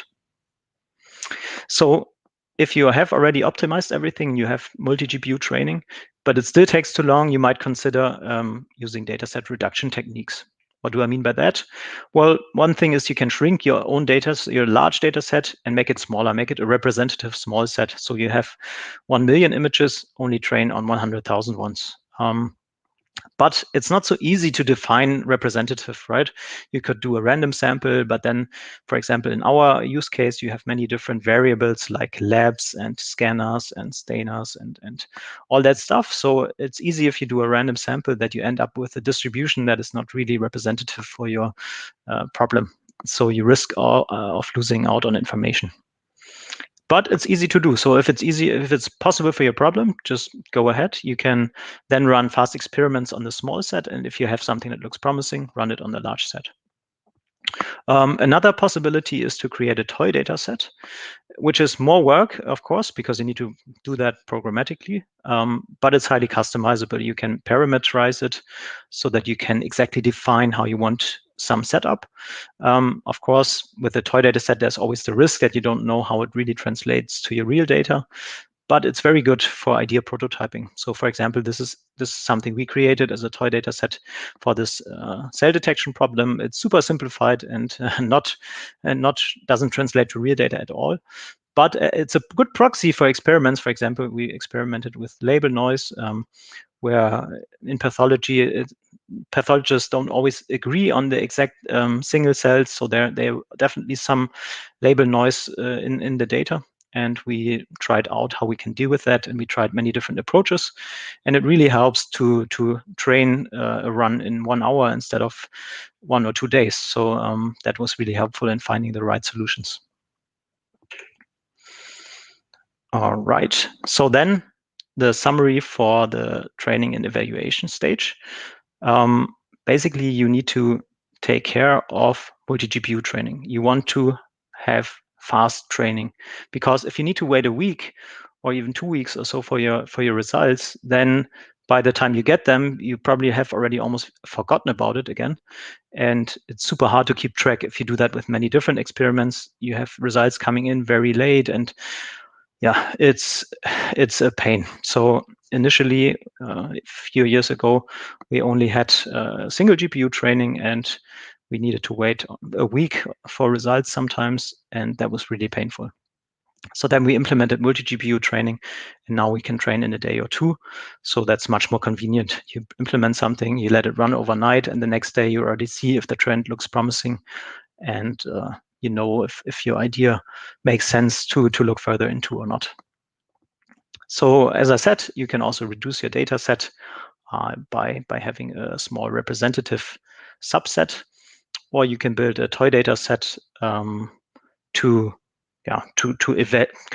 simulate your data problem and to make sure that you can really iterate as fast as possible.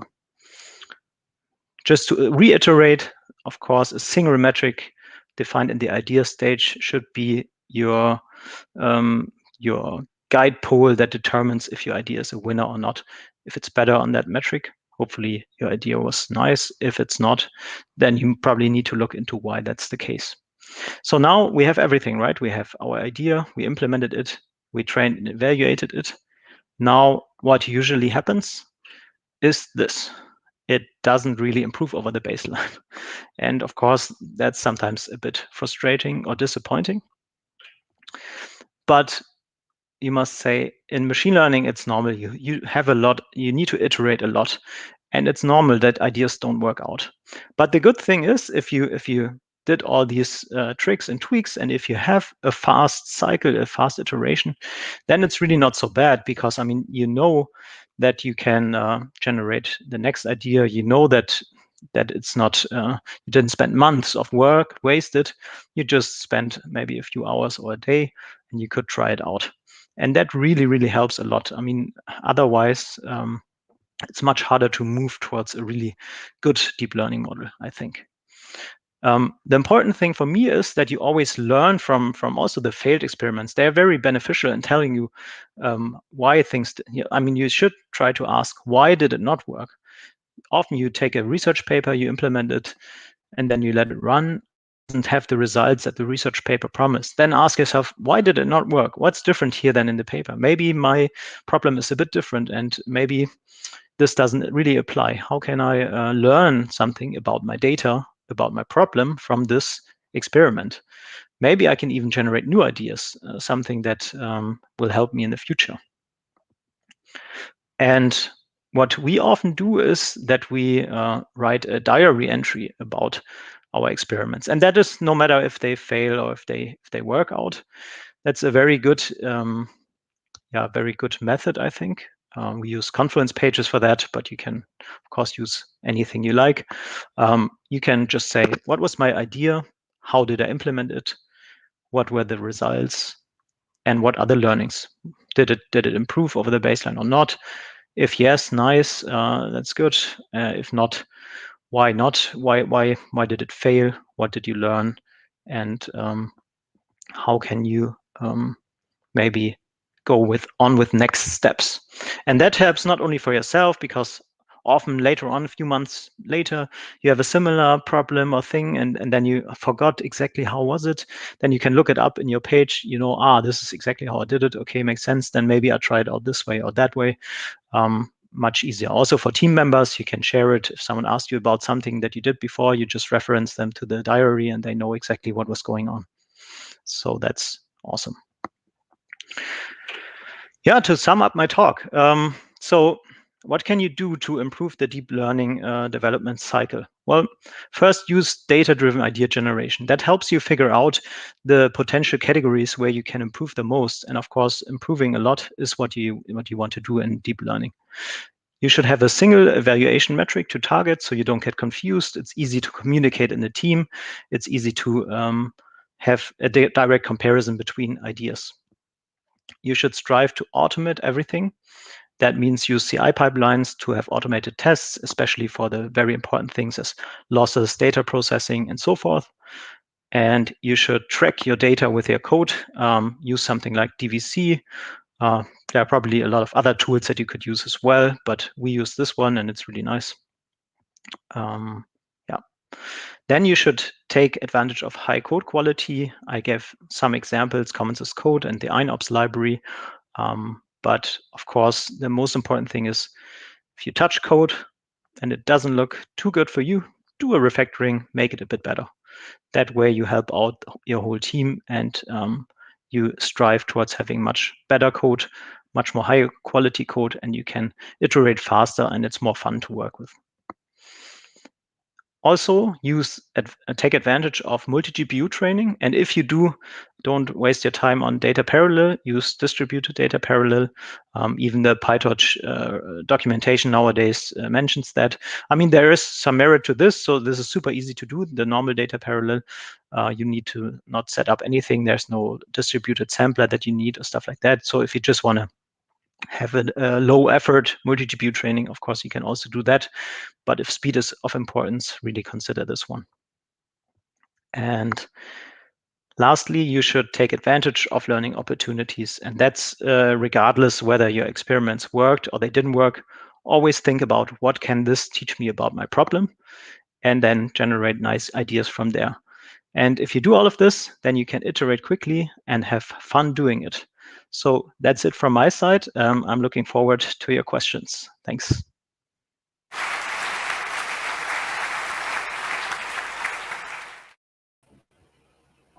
Hey, Mark, thank you so much. It's quite interesting. We have some questions for you. Sure. Let's see if we're gonna cover all of them. The first one says, how do you validate a deep learning model as a diagnostic lab technique? So yeah, it's a complicated procedure actually. So what we do is we make a CE label. That's a norm of the European Union. So, and to do that, you need to cover a lot of things. You need to have some quality control systems in place. You need to have a study usually. So you have a couple of pathologists that do the analysis with and without AI, and you compare that. That is at least similar results. And if you've done a nice study like that, then you need to write all of that up in a lot of nice regulatory documents. It's a lot of fun. And with that, you go to the regulatory body and you say, hey, look, this is our medical device description. This is what we did. We have the study results here and this and that. And then they give you the CE mark. And then you can sell that as a diagnostic technique. Yeah. But besides, so I mean, what we also do, of course, it's a longer process to get this label. It's a lot of effort. So what you do in the meantime is you use lab develop tests. So the labs themselves, they can also validate the method internally, and then they can also use it in diagnostics without this label. But of course, then it's more work for the lab, and that depends on the customers. Some of them they're fine with it, but also even mostly the larger labs they want to see a label. Okay. The next one, how would you define the good amount of time to spend on hyperparameter optimization? Yeah, that's a good question. I mean, so I think that really depends on your hyperparameter. If you're, I mean, what we usually do is you try out some small ranges, and if you see that has a large effect on the overall results, then of course it might make sense to spend more time there. But if you see, okay, the impact is small, then I mean, there's only so much you can do, right? I mean, this costs a lot of compute. You usually have many hyperparameters, and if you want to fine tune all of them, I mean, of course, if you want to do that, I recommend random search of hyperparameters instead of doing grid search, because with random search you get better coverage of the parameter space. But yeah, it's definitely not easy to have a concrete answer for good amount. It's always a trade-off between compute time it takes you, and the time you have available. Thank you. And I think this is the last one we can read. Are you using traditional CI, like GitLab CI, for all the machine learning integration and delivery stages, or you're also thinking about using more specialized platforms like Kubeflow? So currently, we're well covered with GitLab CI. That said, of course, as I've shown, we use DVC for the more machine learning aligned pipelines. So for having code dependencies and steps that run one after one another, we use DVC. But for everything else, we use GitLab CI. But yeah, it might be worth thinking of something more specialized in the future. But so far, this combination really serves us well. It's working fine. Yep. Okay, there is one more question, but the discussion can continue in the breakout room, the Parrot. Thank you so much, Mark. Thanks a lot, Santiago. Bye-bye. Bye-bye.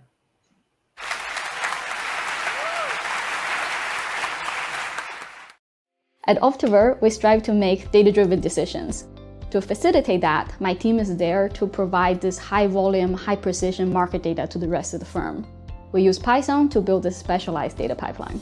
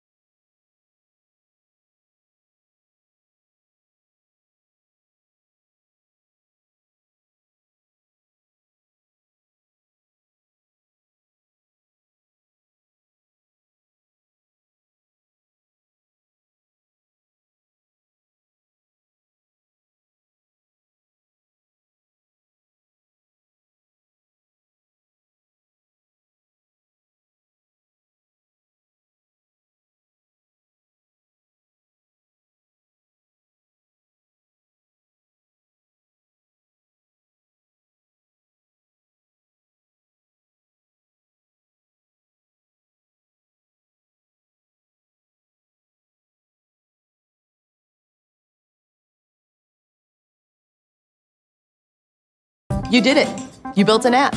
That means user accounts, authentication, security. It's important, but it doesn't have to be hard. Auth0 makes a better, safer experience for your users.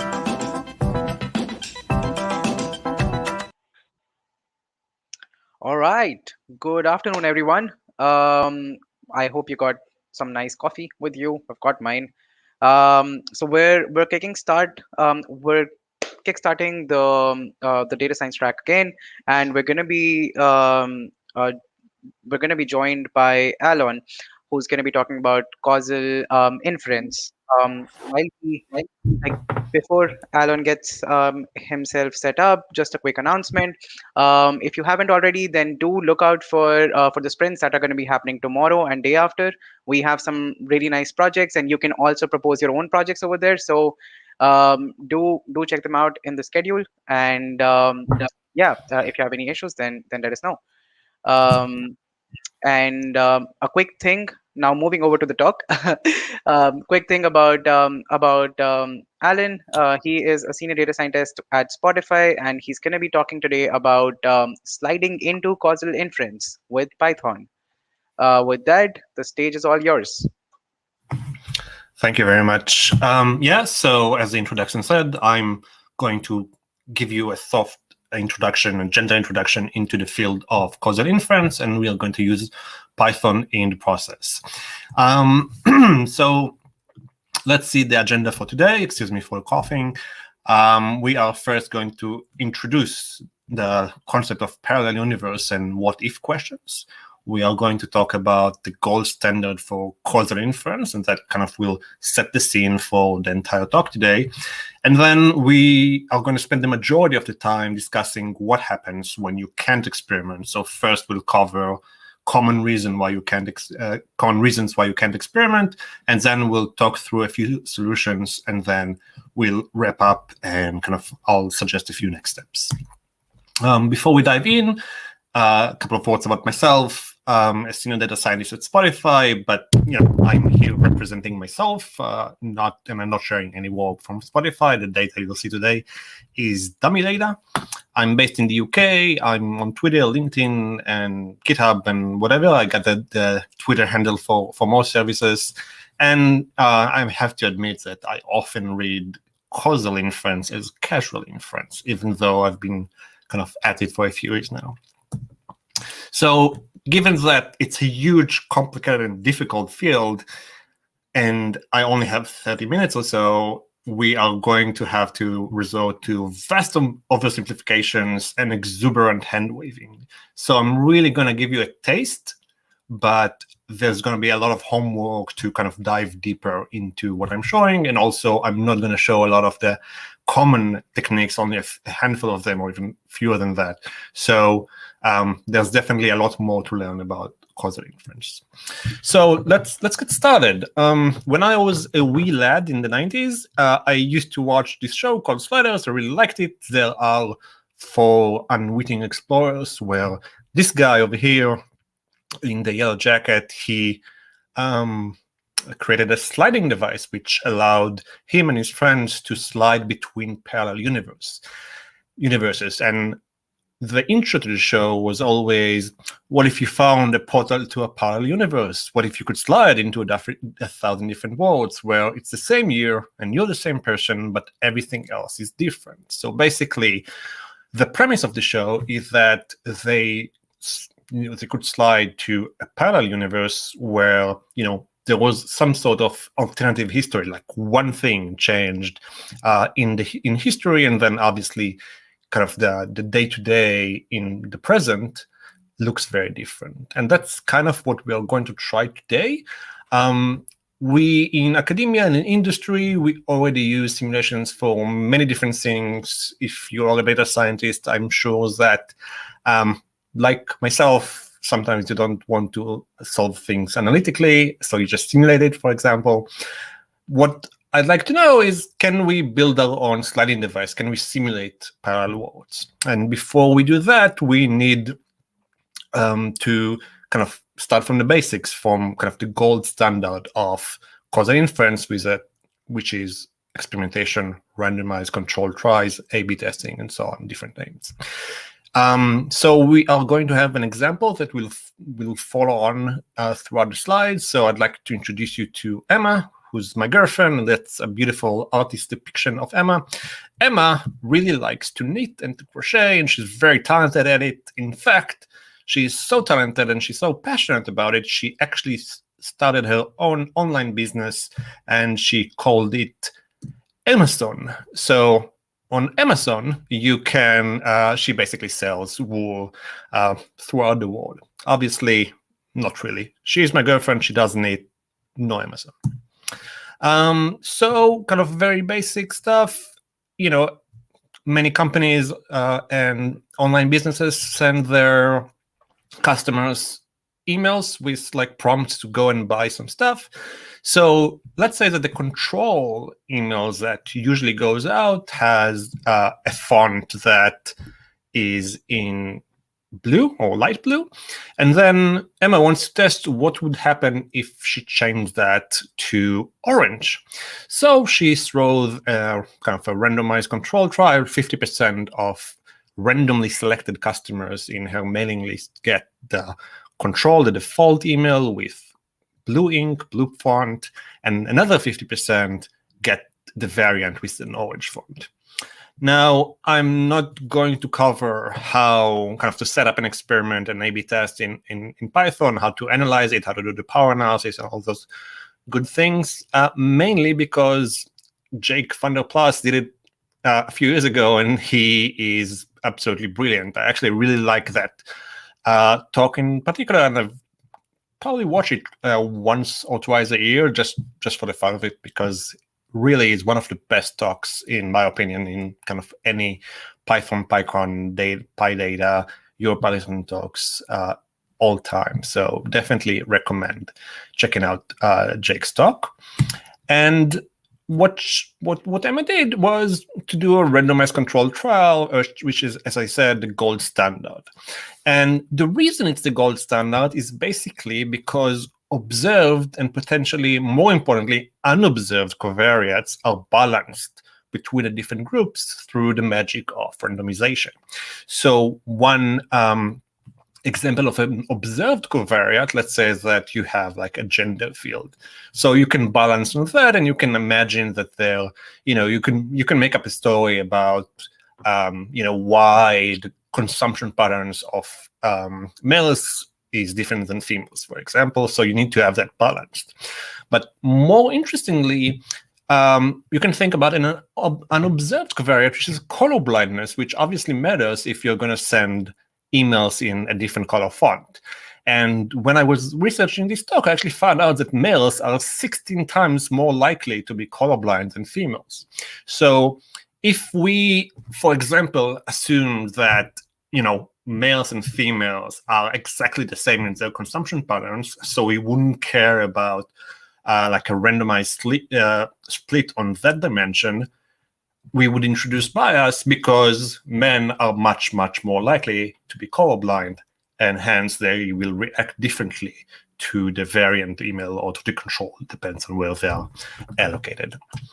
So with that out of the way, let's talk about scenarios where you can't experiment. And that is really going to be the bulk of the talk today. So there are quite a few situations where you can experiment, and we'll kind of cover those. First of all, networks effect and a violation of the sattva and spillovers. You could have immoral or legal reasons why not to experiment. It could be too expensive or infeasible. It could just happen to be that you have observational data from the past, and that's what you have to work with. And also sometimes you wouldn't want to experiment because it would give users a bad user experience. So kind of a few words on each of these.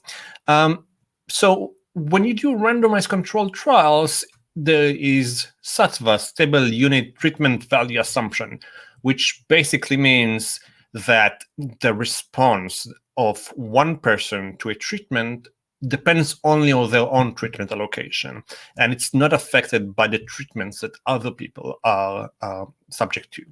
So, for example, an example for network effects or a violation would be where, let's say that the email campaign Emma set up is so successful that people who received the variant, the orange email, just flock to her website, to Amazon, and buy a lot of wool, and then there's no wool left for the people getting the default, the control email.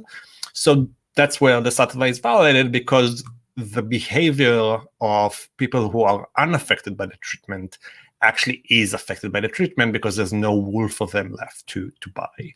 So that's like an example for network analysis, for network effects, sorry. And you can think about all sorts of other examples, like, Uber. If Uber does a marketing campaign, gets a lot of people ordering lifts from around the city at the same time, then people in the control group just won't have enough cars to book, and so on and so forth. There are tools to combat that, and we'll discuss one of them today. Could be immoral or illegal. Obviously, the obvious example is, do we want to know if smoking affects university acceptance rates?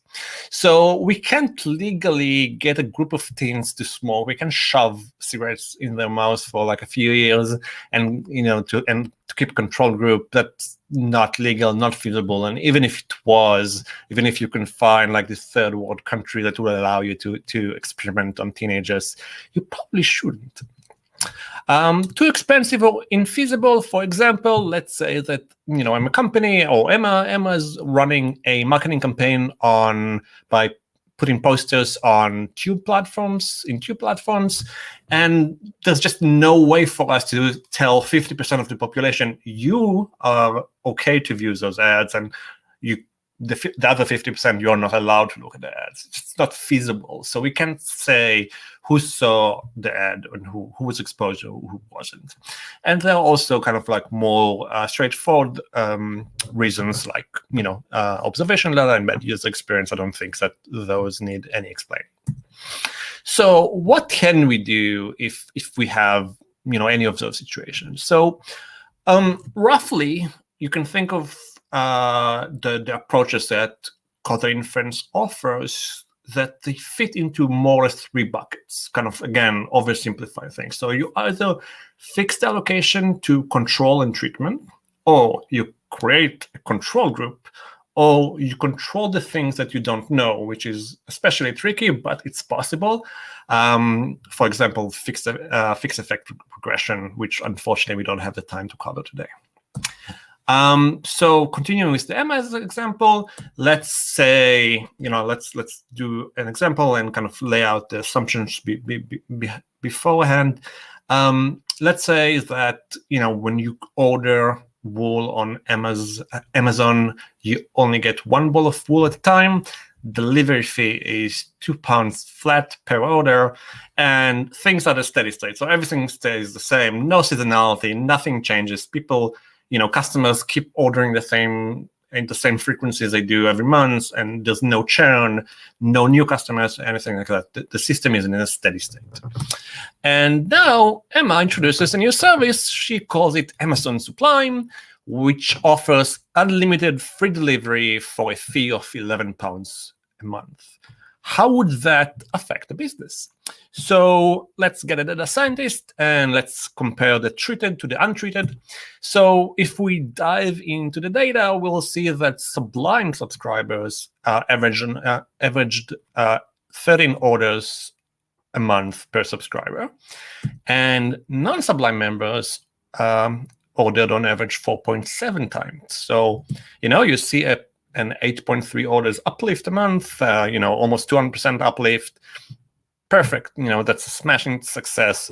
Let's go and spend a lot of money on marketing campaigns trying to capture and get as many Sublime subscribers as possible. Or maybe we did something wrong. So if we look at the distribution of orders before Sublime was introduced, we can see that very conveniently we had exactly 10,000 customers, and they are uniformly distributed. I mean, the number of orders they make between 1 and 10. So 1,000 people make 1 order a month, 1,000 people make 2 orders a month, and so on until 10 orders a month. And now let's plot it where the orders before Amazon Sublime was introduced is on the horizontal axis, and the after orders are on the left axis, on the vertical axis, excuse me. So what we immediately see is that only customers that had previously ordered 6 or more times a month actually converted to Sublime, which makes sense because if they ordered 6 or more times a month, they pay 12 or more pounds a month on delivery, and they can only pay, if they pay for a subscription fee, they can actually save money. So that's the first thing that we observe. We see that low engagement customers did not change their behavior at all. They didn't convert to Sublime, didn't make any changes to their ordering pattern. And then for high engagement customers, we can see that 50% of them, which is represented by the size of the dot, 50% of them converted to Sublime and 50% of them didn't. And you can see that the difference between the number of orders people make in subscribers make in a month is exactly +5 orders. So if it's +5, how did we get to 8.3 earlier? So the thing is that we made an unfair comparison. We basically compared all of the treated to all of the untreated. But it's not a fair comparison because people on a low engagement, they wouldn't get a subscription anyway. So what we should have done is to compare apples to apples, oranges to oranges, whatever you want to call it. So we need to kind of use statistical tools to fix the assignment to control and treatment. And the reason is, again, that we cannot use all of those people that would never convert anyway, because they would just dilute kind of the control group and pull it down and make the effects seem too big, which obviously has business implications later on. So the way we do that is with propensity score matching, and it has 4 stages. So first of all, we learn a model that predicts the propensity a user will get the treatment. And then for each user in the treatment group, we are going to match that user to a person in the untreated group that has a similar propensity. And then when we have kind of that data, we can just subtract one order from another and then kind of get an average of the effect overall the population, the treated population. So in code, this looks like that. Super simple code, super simple randomly produced data. I'm not going to dive too deep into that because of time constraints, but obviously the code and everything will be on GitHub, and I'll show you where you can find it.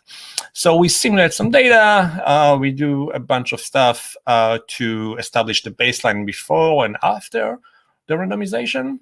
And having that data, kind of checking it real quick with a quick group by, we see that, 0% of people ordering between 1 and 5 orders a month converted, which makes sense, and 6 to 10, each of them converted roughly 50%, 50% of each group. So one last thing we need to do, we need to model the uplift, which is, again, basic pandas. And now the interesting bit comes up. So we are going to learn a logistic model, and this is like basically a cookie cutter code.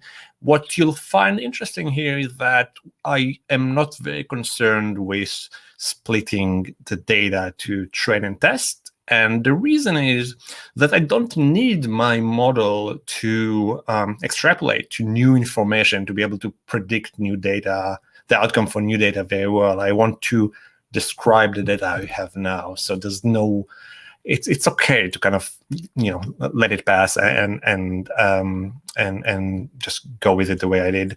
And obviously, again, this is a simple example. So in reality, I mean, this model is kind of stupid because, for example, you can see here that while it does what I kind of wanted it to, which is to assign a higher probability to get the treatment for people who order more, we can, it's easy to see that it doesn't capture reality very well, but for our purposes, it would do. And then we match, and put it together, and you'll have to trust me that you get an average effect of 5 orders.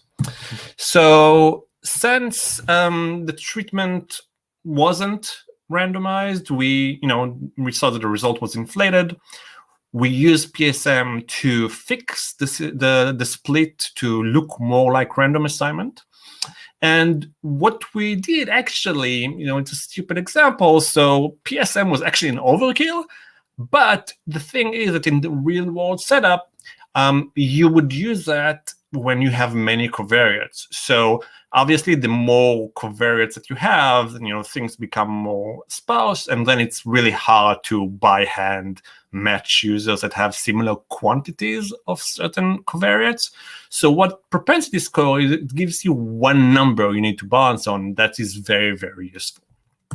In the interest of time, I'm going to skip a few things, and I'm going to give another example from Amazon. Let's say that that Amazon Sublime never happened, and that basically things are the way they were pre-treatment. And now she decides to give free delivery on every order for everyone. All right. And everybody knows about it. It's advertised on Amazon.com, on social media, and so on. So how would free delivery affect the number of orders customers make in a month, where now we don't have a control group because everybody is exposed?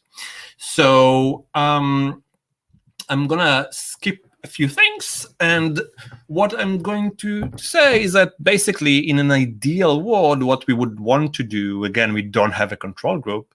So we would want to know for each customer, how many orders that customer placed with free delivery available, which is data that we have. But we would like to know how much that customer would have placed without free shipping.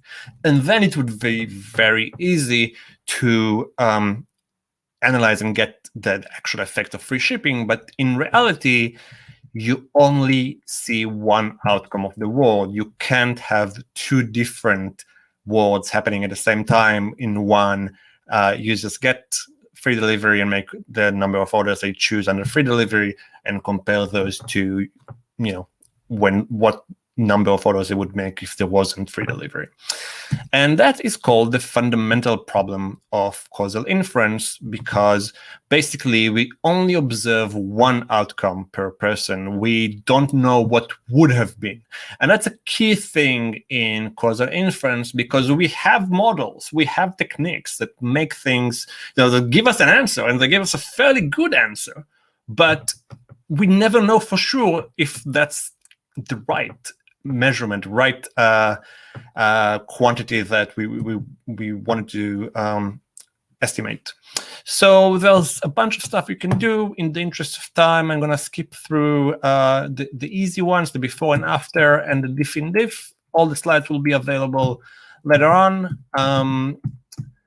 What's really interesting is a method called synthetic controls, where basically we are going to build our own sliding device. We are going to use Python to generate a parallel universe where the people that were treated were untreated. And basically, keeping it at a very high level, let's say that Emma has 3 product lines: green wool, blue wool, and yellow wool. And let's assume that, the customers for each, there's no overlap between customers who buy green wool, blue wool, or yellow wool. They don't know each other. They don't affect each other. Everything kind of is independent. And what synthetic controls does is basically to say, well, I don't have a control group, but I can manufacture one by taking a weighted component of other data that I have, other time series. So I'm sure that, like me, when you were in nursery, you learned that if you mix equal portions of blue and yellow, you would get green. And that's kind of the point I'm trying to make here, where, if green wool has 4 to 6 orders a month, an average of 5, blue wool has 1 to 5, an average of 3, and yellow 5 to 9, average of 7, which are like medium engagement, low engagement, high engagement. If you take 5 and you take 1/2 of 3 and 1/2 of 7, you would get your 5 again. That's the idea behind synthetic control. Lots of code that I'm unfortunately going to skip due to time constraints. But what's important telling you is that basically it's really, really easy to implement. You pip install causal impact, and you define the rows in the data frames that have the data for the pre-treatment period and then the post period. And then you just plug it into an instance of causal impact, where the treated population is the leftmost column, and to the right you have as many variables, so time series to use as a control. Obviously, you need to do like models that make sense, and that's it. Then you plug it in, you get your estimates, and it works brilliantly well. So that was a super simple example. In real life, it would look something like this. So this is a very famous paper where the authors needed to generate a fake California. So you can see all sorts of weights to different states in the US that are not California. And where we are now is that we created a counterfactual, which is the dashed line, and comparing it to the real California, which is the full line, and then we can see that pre-treatment matching them, creating that synthetic control group was very consistent with reality, and you can see that it worked really well, even though there's a lot of variance for each of the individual states. But those weights allowed you to generate a synthetic California, which is really cool. So kind of a quick recap, we saw different tools to address different problems with assignment to control or not having even a control group. And what we really need to do is to touch kind of the next steps would be kind of discuss things more in depth and breadth. So in depth, if we take the propensity score model as propensity score matching as an example, there are so many things that we can do. We can, we didn't discuss how to check if the groups are properly balanced. We didn't talk about how should you do the match. And there are plenty of different ways to do the matching. Each one would give you different results. Going back to kind of the fundamental problem of causal inference, and so on, so on, so on. And kind of breadth-wise, there are so many things that are included in kind of like your standard causal inference toolkit. Direct acyclic graphs, instrumental variables, fixed effect regression continuity design, meta-learners, cluster randomized design, Simpson's paradox, and you should watch Eyal's talk from yesterday, and so on and so on and so on. So where can you go to learn more? So first of all the slides and code will be properly available on GitHub in the link you can see above. I'm finishing up, and then I am looking for collaborators to help me put like a curriculum in place. And with that, we are going to wrap up. I want to kind of leave you off with final thoughts that we have the fundamental problem of causal inference. We have tools, and we will never know if they were good enough. And that is something worth pondering about, I think. Anyway, in the interest of time, I need to bow out. This is how you find me, and I am looking forward to speaking with people on causal inference or anything else. Thank you very much for listening to my spiel today.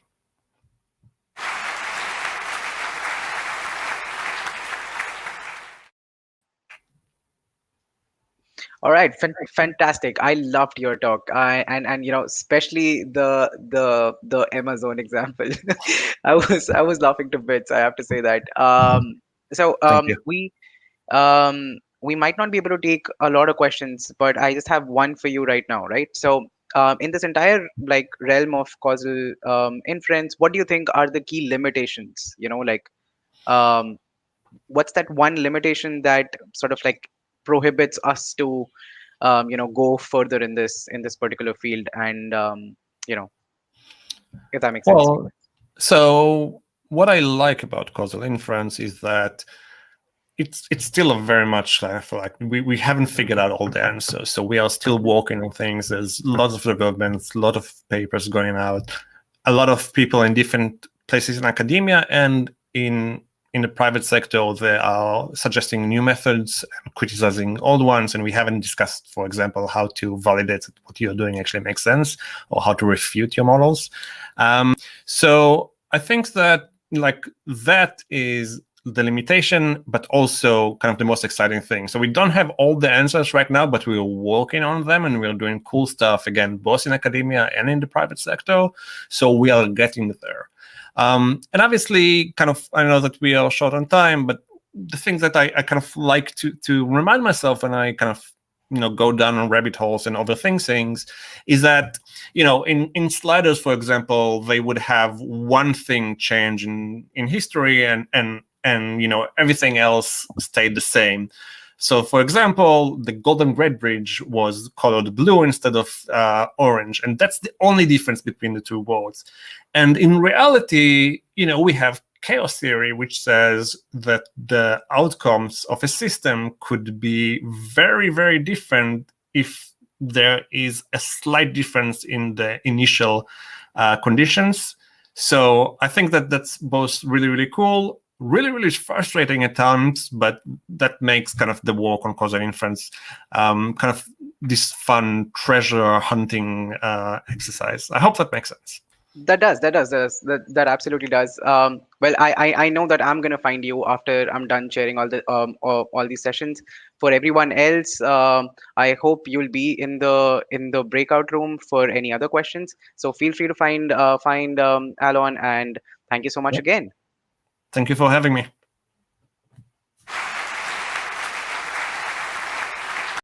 You did it. You built an app. That means user accounts, authentication, security. It's important, but it doesn't have to be hard. Auth0 makes a better, safer experience for your users.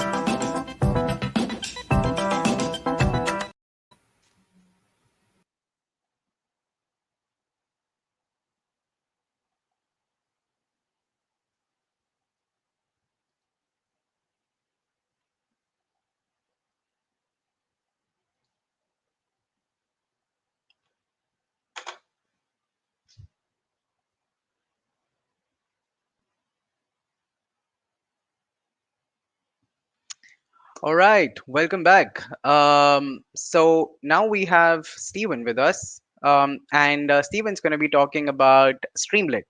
It is one of the fastest way to build data applications and has been doing rounds about in both the machine learning as well as the software engineering world. And I'm particularly really psyched about this session. And about Steven too. A little bit about Steven. He is a CS finalist, and he kind of does work between software engineering and data science. So majorly around machine learning engineering stuff, and he's mostly focused around machine learning research and around product development around it. So Steven, great to have you over here, and yeah, looking forward to your talk. Oh, wait, your mic's muted.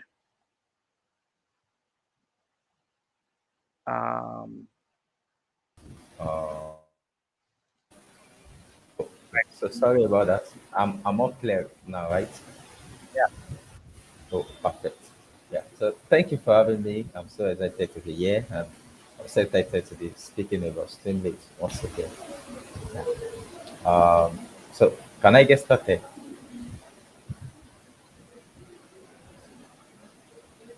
Oh yes. Please get started. Yeah. Yeah. Great. Yeah. Hello everyone. I'm so excited to be here at EuroPython 2021.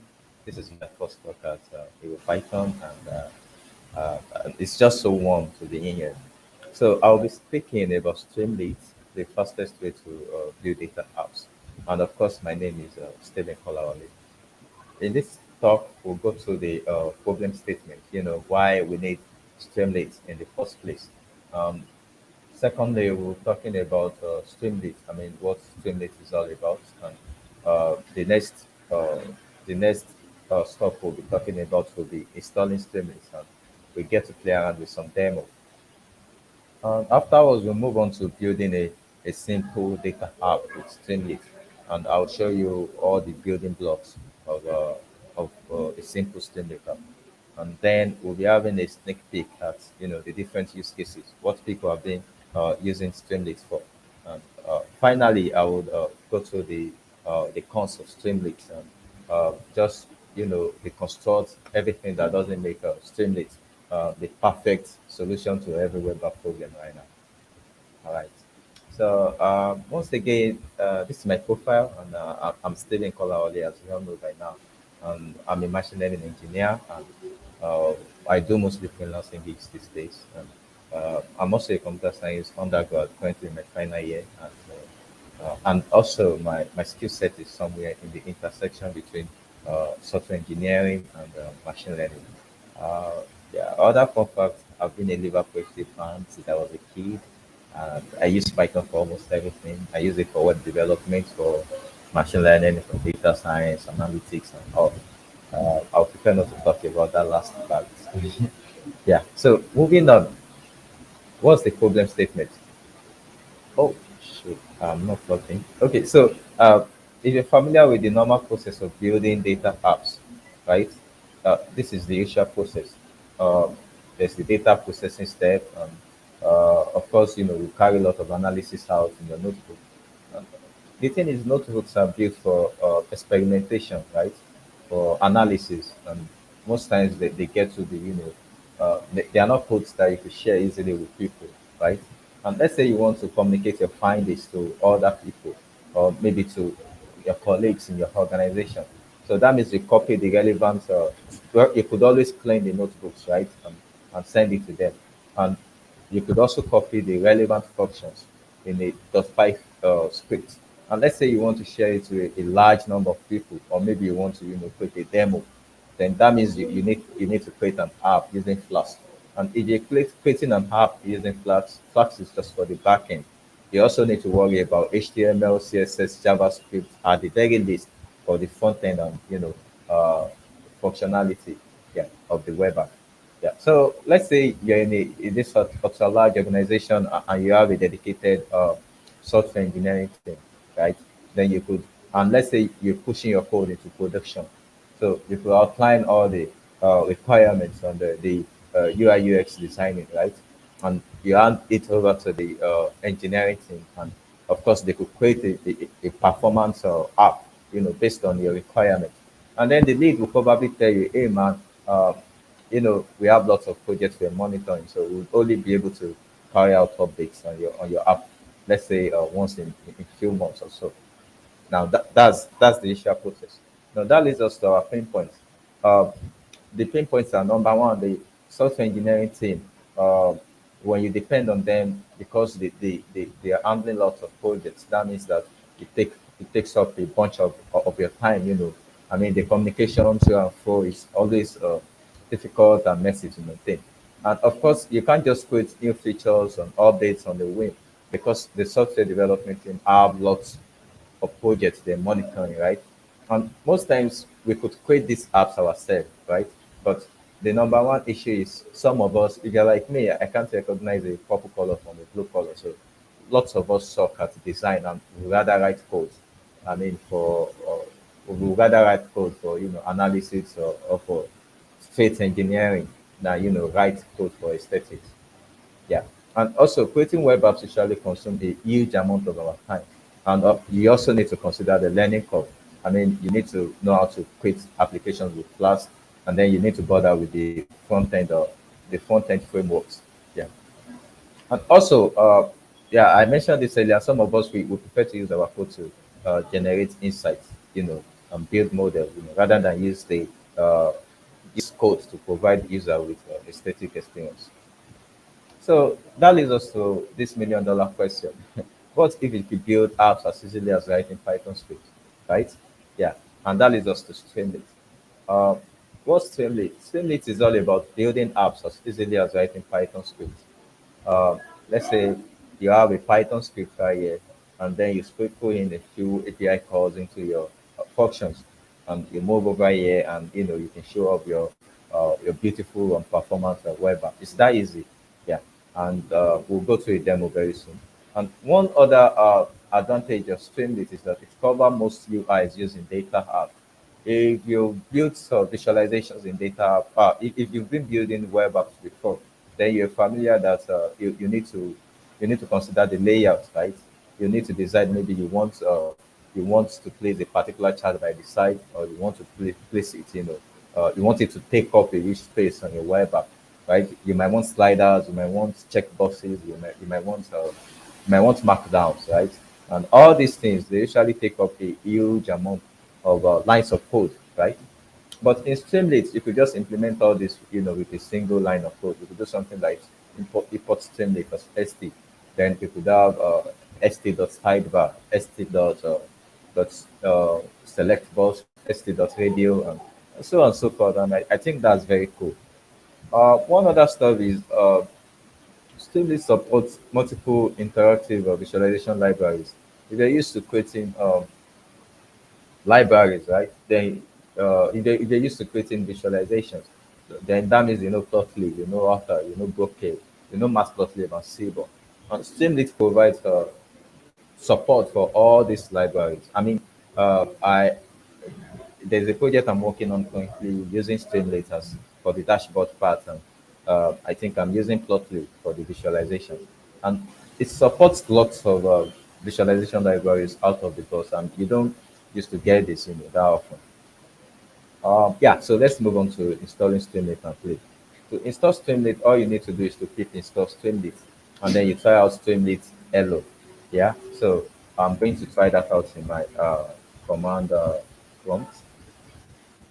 So I'm going to do this Streamlit because I've already installed Streamlit. Okay, let's check the version.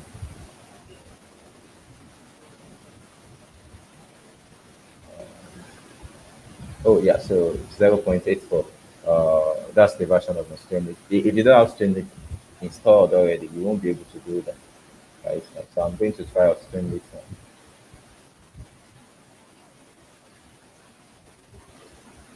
Oh, uh, Streamlit Hello. Sorry about that.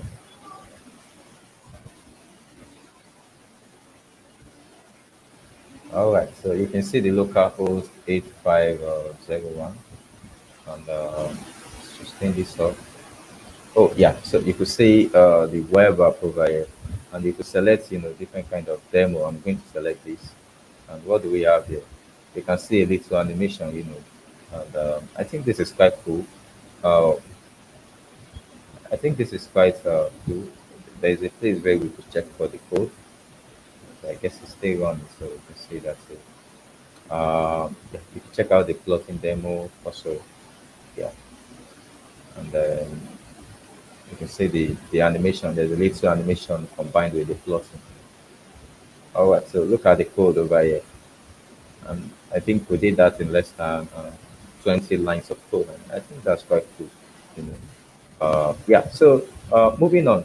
Now that we've installed Streamlit, then we could play around with the demo. Now this is a single hello world script, and all you have to do is to import Streamlit as st, and then do something like this st.sky hello world. And you could go over to your command prompt and do the Streamlit on hello.py, right? That's quite simple. I could do that over here. I think I opened the file over here. All right. So, uh, but I'm not going to run this. Let's play with the tougher, the tougher demo. And look at this. A sister of mine was learning statistics, actually, all the different distributions and everything. And it could seem a bit abstract if you're not from a math background. Yeah, and so I feel that it would be more fun if she could get to play around with what she's learning, right? So that was the inspiration behind this little demo app, right? So you can see uh, I imported Streamlit as ST, and of course NumPy as NP. NumPy is a numerical computing library in Python. Oh, Oh my God. Okay. Yeah. So we could have st.title, right? And you could say distribution tester. So we're going to have a big title called distribution tester. You could see st.write, right? And then you could say the keys, say normal, uniform, and then you're going to uh, so you're going to have a distribution key, which is a select box, and you'll be able to select either of these. And if you select this, then you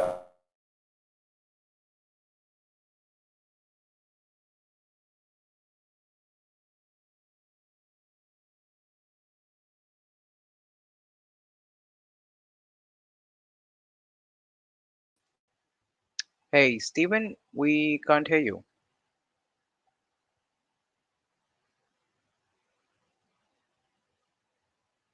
Hmm. All right, folks, give us a second to figure out what's happening here.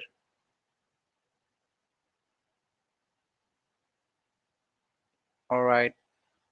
Um, Let me see if I can ping them.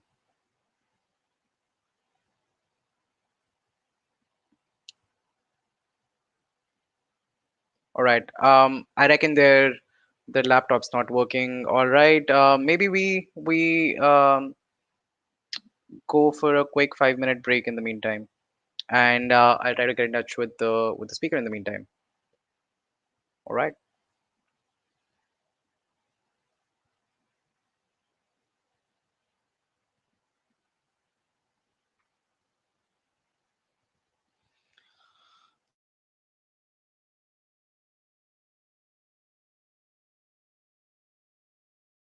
At Optiver, we strive to make data-driven decisions.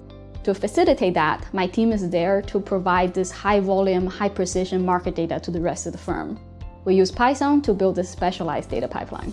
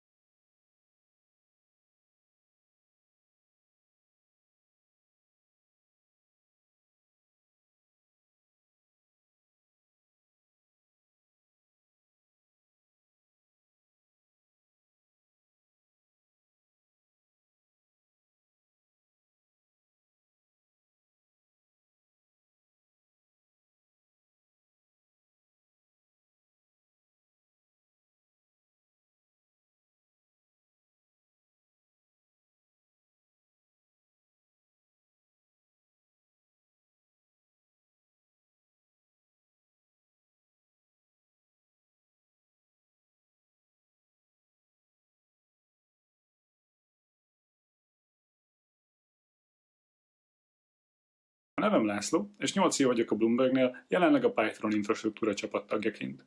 Szabadidőmben karbantartom az Audit és Linux projekteket.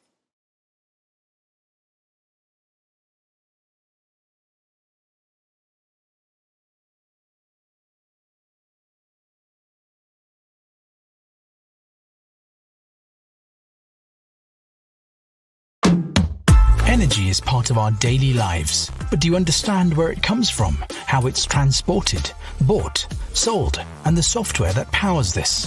That's where we come in. Join the team developing the energy solutions of the future. Tradeport, where talented people never stop innovating.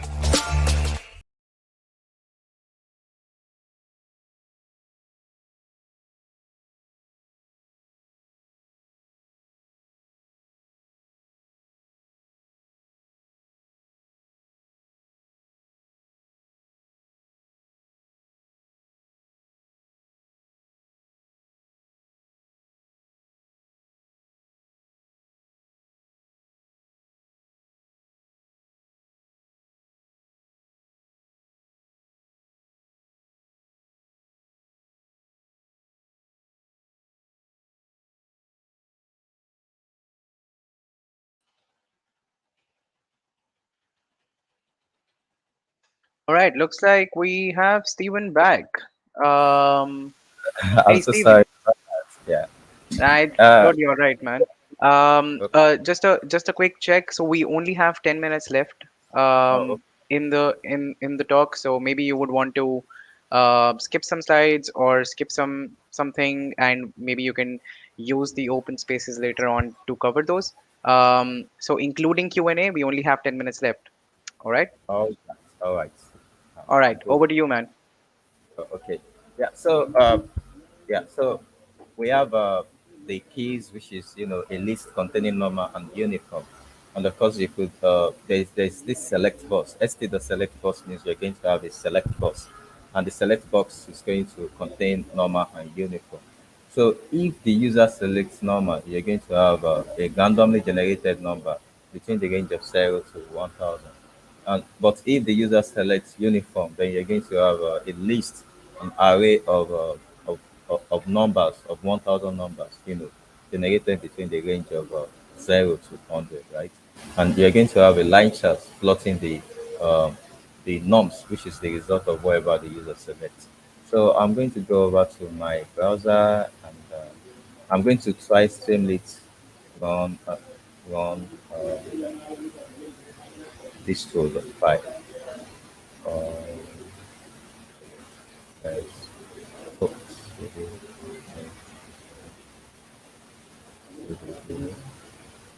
Okay, so Streamlit run hello.py. Oh, no, not that. So the file.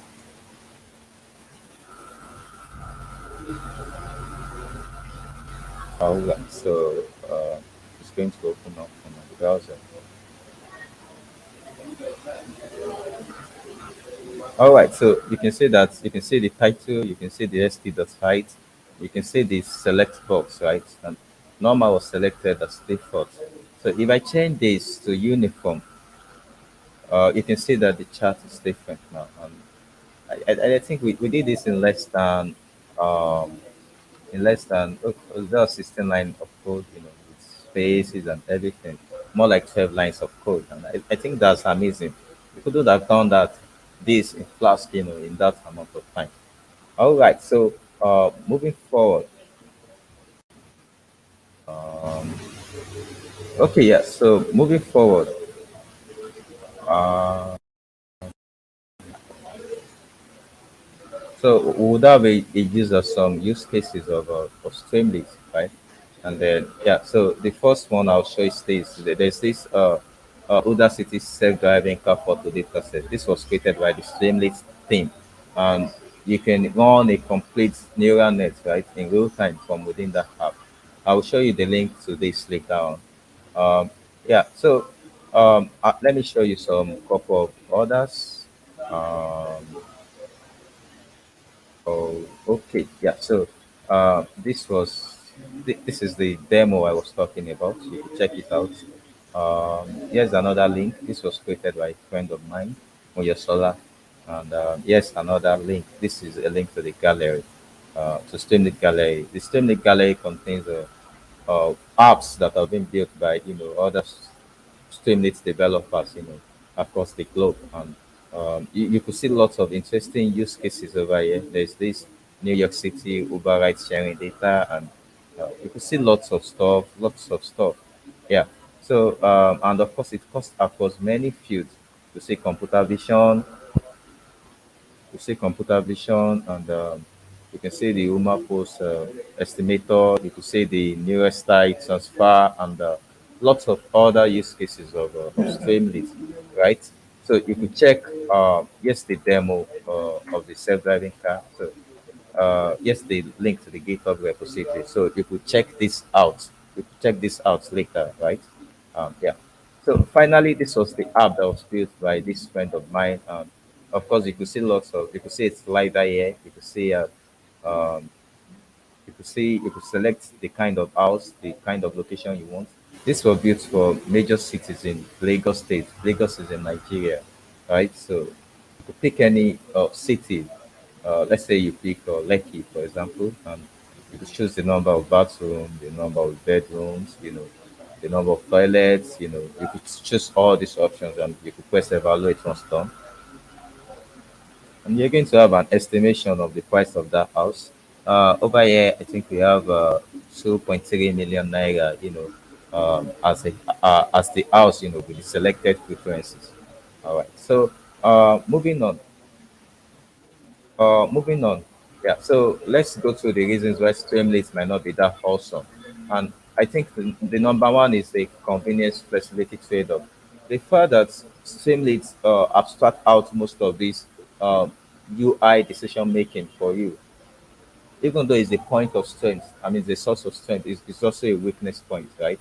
Because uh, because Streamlit has abstracted out all these UI decision making for you. So that means that you don't get to have much say in the kind of UI designs that you want. I mean, you can just wake up, and want to have a chart embedded in another chart. You might not be able to do something like that with Streamlit.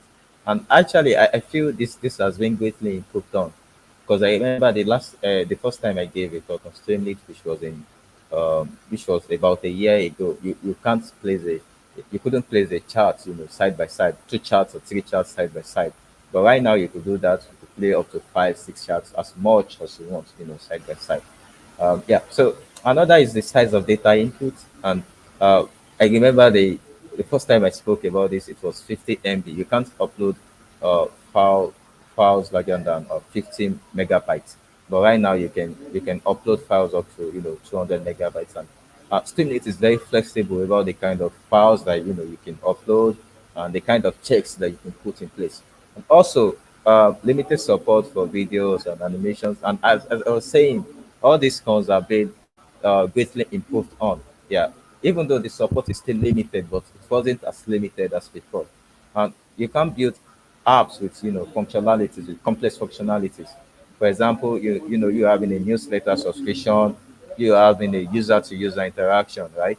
And let's say user authentication. But right now, you could actually have a Streamlit app with user authentication. I think lots of work going on Streamlit, and I think the future is quite bright for Streamlit. Yeah, and I was also saying, even still, Streamlit is still simple enough to use for every Python programmer out there, and it's superb if you want an iterative data app very quickly. But let's say an app with with a chatbot, still needs support pagination. But if you want an app with lots of complex functions, then you might be better off with Flask or Django. Yeah. So finally, these are the toolkits that you're going to need. Uh, as a Streamlit developer compared to a Flux developer. If a Flux developer, you need to know Flask and you need to know other JavaScript frameworks, other front-end libraries. For example, you need to know HTML, CSS, JSON at the very least. And but if you're Streamlit developer, you need to know Streamlit. And let's say if you want to containerize your web applications, then you could use Docker for that. All right. Having said that, thank you very much for listening to this talk, and I hope you're able to gain a thing or two. And you feel free to say hi to me on LinkedIn, and of course, you can connect with me on Twitter also. Yeah. So thank you.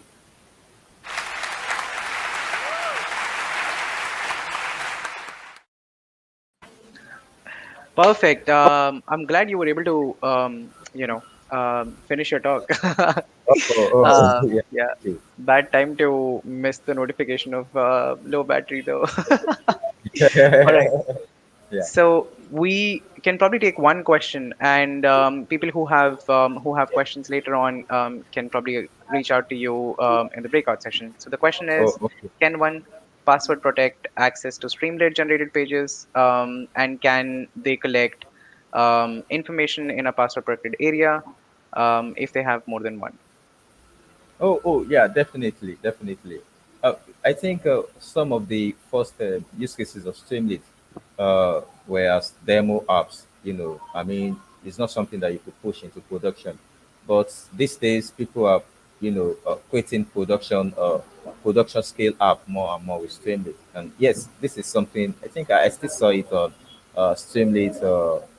Discussion forum recently. I mean, somebody was asking a question related to this. And yes, you could have a password text assets, to streaming generated pages. Yeah, though you might need to be careful with the kind of assets that you give out to users. I mean, if your web app is containing sensitive information, but yes, you can collect password. You can provide access to password and collect that password and vice versa. Perfect. Yeah. Good to know that. I hope that answers um the person who asked this question. Um, with that, thank you so much again for your talk, and I hope people find you in the breakout rooms for Parrot for further questions. Oh, all right. Thank you very much for having me.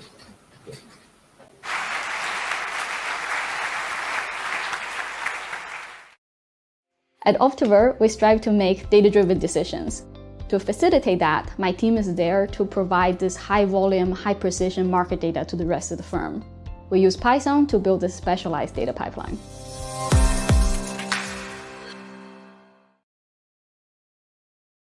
All right, I am back again. So next up, we have a talk from Alejandro, who's going to be talking to us about production machine learning monitoring. Essentially, how do we deal with outliers, drift, and the overall statistical performance of the model. Um, Great to have you here, Alejandro. A bit about Alejandro. He is the chief scientist at the Institute of Ethical AI and Machine Learning. He is also the director of machine learning at Selden Technologies. We're really psyched to have you here, Alejandro. The stage is all yours. Awesome. Yeah, thank you very much. Today we're going to be delving into a really interesting topic. The area of production machine learning in the context of monitoring production machine learning systems. There's quite a lot of content to cover. We're going to pretty much dive into very high level areas, but in this link that will be available throughout the presentation, you can access the blog post, which actually contains the code examples and the open source frameworks and the references that you'll be able to test everything yourself in your own spare time. So a bit about myself. My name is Alejandro. I'm the engineering director at Selden Technologies and chief scientist at the Institute for Ethical AI. I'm also governing council member at large at the ACM. Selden itself, we are a machine learning deployment, management, monitoring, and explainability open core framework. So we have a broad range of different open source technologies, as well as our enterprise product that builds on top of that. And the Institute is a volunteer-led organization, research center based in the UK that focuses on developing resources that ensure the responsible development and operation of AI systems. So now let's dive specifically into this topic. And what we're going to be covering today is the motivations for this, some principles that you can adopt, some patterns that abstract some best practices, and some hands-on examples. One thing to mention is that we are going to be exploring this from the perspective not just of how can we deploy and monitor a model, but how can we actually enable this monitoring, and more specifically advanced monitoring, at scale with hundreds, if not thousands, of machine learning models. So with that, as I was mentioning, you can find the blog post with all of the resources, so please do check it out. And if you have any feedback, the projects are open source, so you're able to actually provide any sort of insights into that. Now, let's set the scene. We all are aware that production machine learning systems are hard. There's a lot of specialized hardware that is involved. There's a lot of complex dependency graphs. There's compliance requirements that go not just to the same level that software environments require, but now with the nuances of machine learning, as well as the reproducibility nuances that you need to have in place. So from that perspective, it is important to take into consideration not just how you can develop and deploy those machine learning models to be able to have them in production, but how can you have more of a proactive as opposed to reactive interaction on the performance of the model and being able to address some of the issues that may arise, such as performance drift, as well as changes in the distribution of the data of your production models. So the key context to remember throughout this is that now it's more popular belief that the life cycle of the model actually begins once it's deployed, right? It doesn't end when you finish training it. It's when you put it in production and it starts being consumed that the life cycle really begins.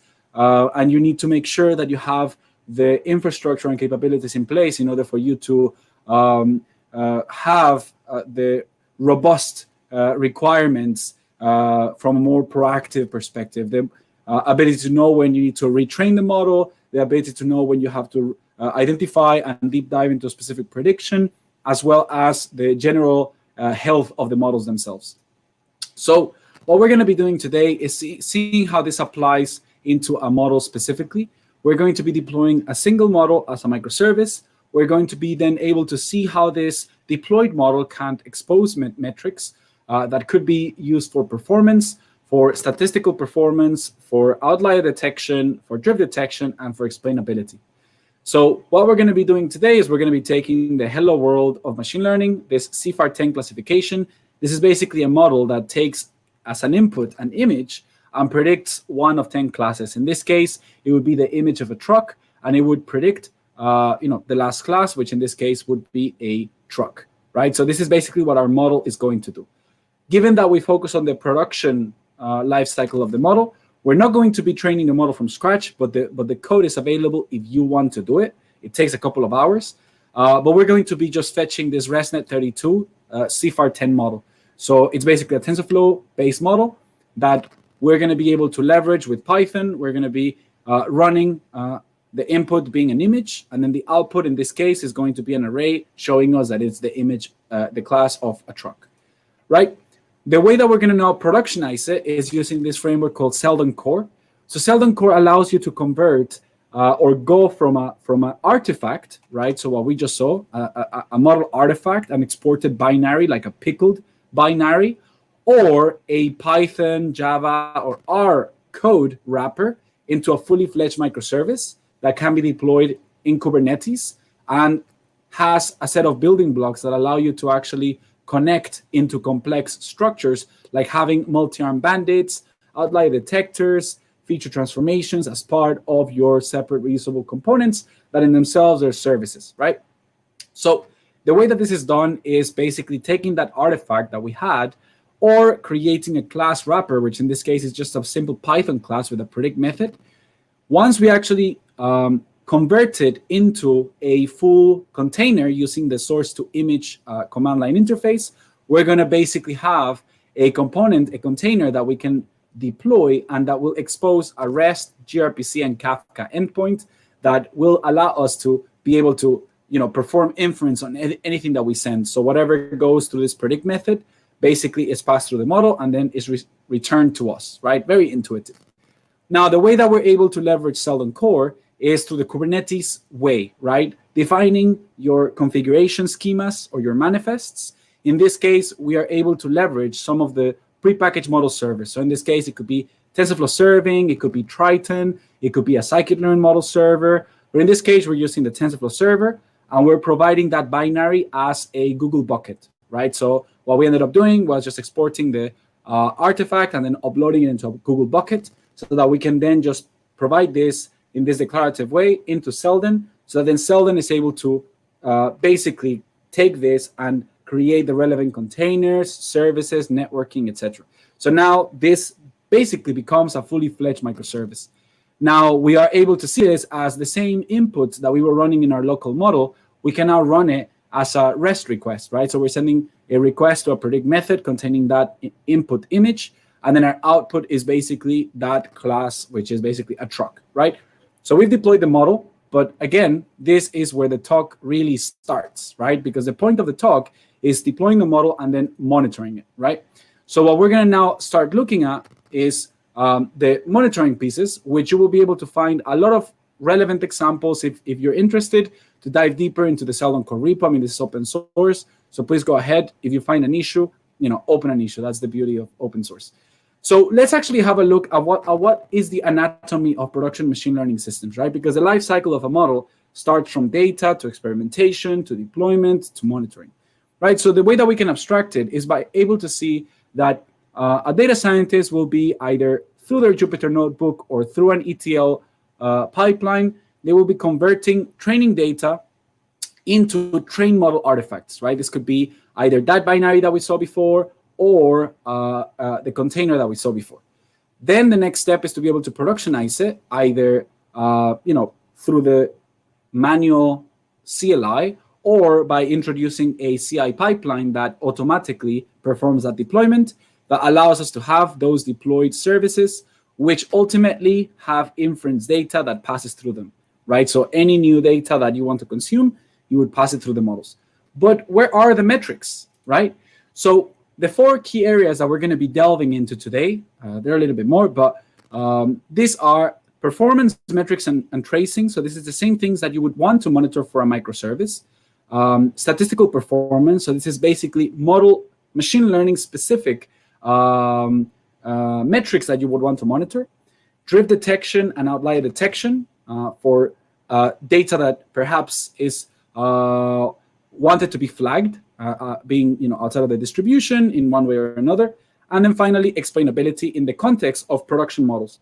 Now, another reminder of the key thing that we said as a premise is that we are thinking about this not just from the perspective of how can we have monitoring for a model, for a single model, but we want to ask the questions of what are the patterns that will allow us to perform monitoring at scale, to have hundreds of models with perhaps dozens of advanced monitoring components. Because you have to remember that if you deploy a model and then you add a drift detector, even though the drift detector is in a way reducing risk for you to be able to say, well, now I have that component to be able to flag any issues, in a way you're introducing another machine learning component that equally requires monitoring in itself, right? So the drift component will also be a service that may fail, may also suffer from the same challenges that other machine learning components would suffer from. So it's something to take into consideration that we will be addressing as we talk about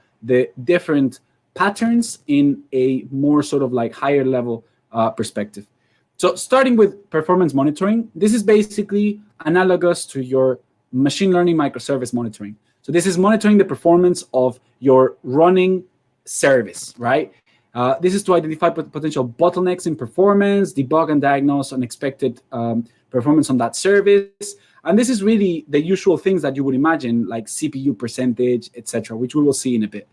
The way that you would see it from a sort of more abstract perspective is that once you deploy your model, one of the benefits of having these orchestration tools like Seldon Core is that not only it provides you with the endpoints to consume, but out of the box, it exposes those metrics that can be consumed by something like Prometheus. So you know if your model is suddenly perhaps having a memory leak, you may actually start to see that the memory starts to increase up to a point where it may crash, and then you can actually go and check why did that happen.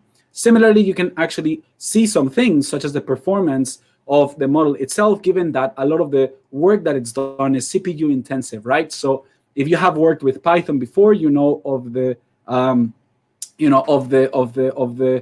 infamous GIL, right? So from that perspective, it is how you are able to optimize for the internal configurations of your model server, such as minimizing, in this case, the number of threads, making sure that the number of workers are aligned to the number of cores, or well, times 2 plus 1, and also making sure that if you have too much, then it may actually end up with CPU throttling. So there's quite a lot of things to consider, but this monitoring of performance is the same or analogous to the one that you would expect to have in microservices.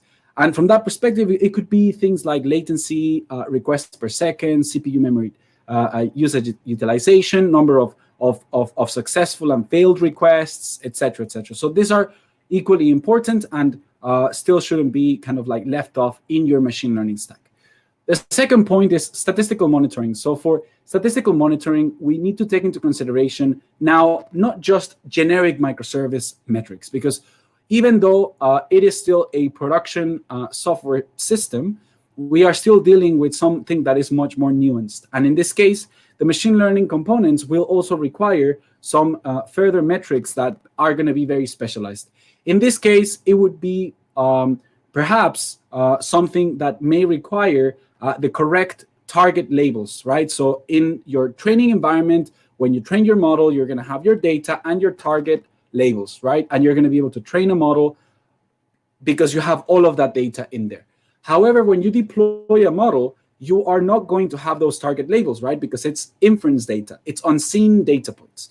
And what that means is that in order for you to be able to calculate things like accuracy, precision, recall, or other more specific ones like RMSE or several others, you may require having what we refer to as stateful metrics, right? Being able to collect those annotations that include the correct target label that may be provided in an asynchronous way, right? So once you deploy a model, you receive some requests, you may need somebody to actually go and re-annotate those requests. Then you will be able to start seeing some of those metrics like accuracy, precision, recall. Of course, there are others like KL divergence, as well as perhaps some that you don't require that feedback or that correct label. But from that perspective, it does open some challenges of how do we achieve or how do we enable for this concept of feedback at scale. So the way that we have been able to address this with Seldon Core is that similar to how you have a predict endpoint that performs inference on top of your model, we actually also enable a feedback endpoint. And this feedback endpoint is able to use the unique request ID that you receive when you actually send an inference to allow other individuals to provide those correct labels, right? So you can do an inference request, you get told, okay, so this is request ID 55. Now somebody else later on can say, well, actually, I'm going to now submit a correct label for ID 55, right? So we can now see that from an architectural perspective, we now are able to abstract the concept of feedback as part of the models, where the inference request, as it comes, it gets saved into a, in this case, key value store.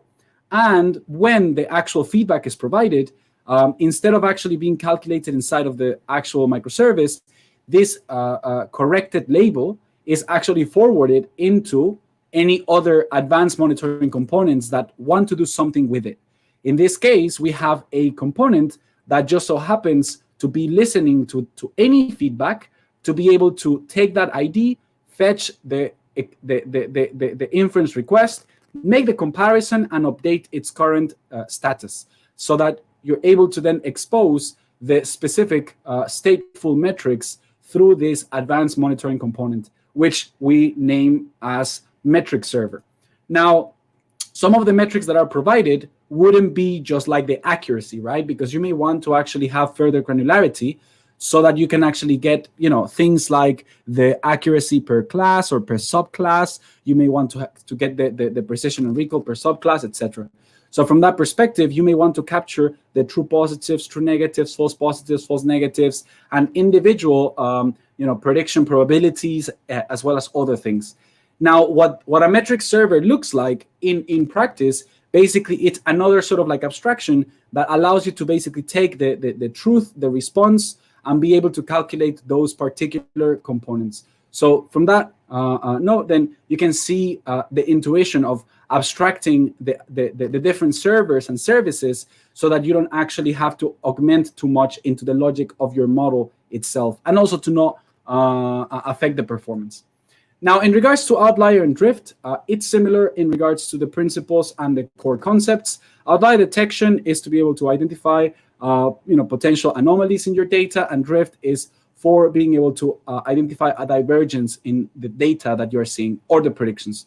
We are able to use another of our open source frameworks called Alibi Detect, which has a broad range of different techniques that you can actually try out yourself and, more importantly, deploy yourself. And in this case, we are able to actually show how we're able to leverage an outlier detector that we train locally, following the same pattern as we did with the model. You train your model locally, or your outlier detector, you export it, you deploy it, right? From this perspective, now we can see that every single request that it sends to your model, it's forwarded and it can be captured by any advanced monitoring component. In this case, it's an outlier detector, which is able to flag whether there's an outlier or not. And similarly, for the drift detection, we follow the same pattern. In this case, a KS drift detector, we're able to train it locally and then deploy it in the same manner, such that it performs the same pattern as the outlier detector, but instead of acting on a single data point, it acts on a window of data. So every, let's say, 100 or 1,000 of requests, it would calculate that data drift, right? So that's basically some of the core design patterns of the drift detection. And you have to take into consideration things like scope, whether it's supervised or unsupervised, whether it is a classification or regression task, as well as other things. But you can try all of this in the hands-on code that we provide as part of that blog post. Now, the last component is the explainability piece. And you may have heard about explainability in the context of Jupyter notebooks, where you perform an explanation. But now remember that what we're seeing here is how do we achieve this at scale? How do we enable these human interpretable insights in a production environment? And we are able to still leverage the same component. In this case, it's our Alibi Explain library, which has a broad range of different techniques like kernel SHAP, counterfactuals, anchors, etc., all which can be deployed. The only difference is that similar to how the model receives a request and returns an inference response, the explainer receives a request, reverse engineers the model for an intuition, and then returns the actual explanation, right? And there are some nuances to take into consideration, how to choose your explainer. But again, you're able to delve into more details in the repo as well as in the example. This is, whether your explanation is local versus global, where it's a white box versus black box. This means whether you actually will need the artifact of the model as part of the explainer, or whether you can interact with it as separate services, as well as the data type, whether it's tabular, image, text, etc. Now, from an intuition, this is what it would look like from a microservice perspective. You would be able to actually say, well, for my model that predicted that this is a truck, what are the specific reasons why it predicted that it was a truck? In this case, using the anchors explainer, it basically tells you all of the anchors that made this image at least the most sort of like importance to be predicted as a truck. Now, there is a side note about things that we're not going to cover in this talk, things like adversarial detectors that are another important thing and are also covered in the Alibi Detect library. The actual ensemble patterns that you can also leverage is something that we're not going to cover, but you can go into more detail. This is basically the ability to have these architectural patterns building upon each other, right? So a model that has a metric server and a drift detector that actually acts on top of the metric server instead of just the model. But this is basically just emphasizing the power that these architectural patterns provide, not just the abstraction, but also the flexibility that they introduce. So you need to take into consideration all the things like alerting, what do you want to do when drift is detected, defining the service level objectives or service level indicators, as well as how you feed that into your promotion strategy, and being able to drill down into any of the results that you provide. But again, this would go well beyond the scope of this talk. And the scope of this talk is already very, very large. So I think that is a good point to stop on. Today, we covered the motivations for machine learning monitoring. We covered some principles for some efficient approaches, as well as some scalable patterns that you can adopt that actually work at massive scale. As well as the hands-on example, which you can find in the code provided. With that, thank you, everybody. And if there's time for questions, I'll be able to answer. If not, then we'll be able to cover them offline. So thank you, everybody. And hope you enjoy the conference.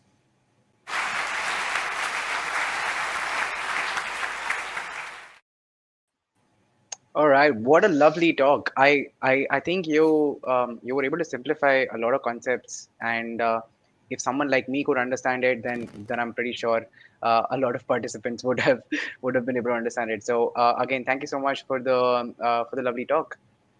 I am right now looking to see if there are any questions. Someone's typing something, so maybe we give it a second. All right, there's one question. I'm just gonna copy it and put it I can see it. I can see it. Yeah, I'm just gonna put it up on the big screen. If should I read it out loud?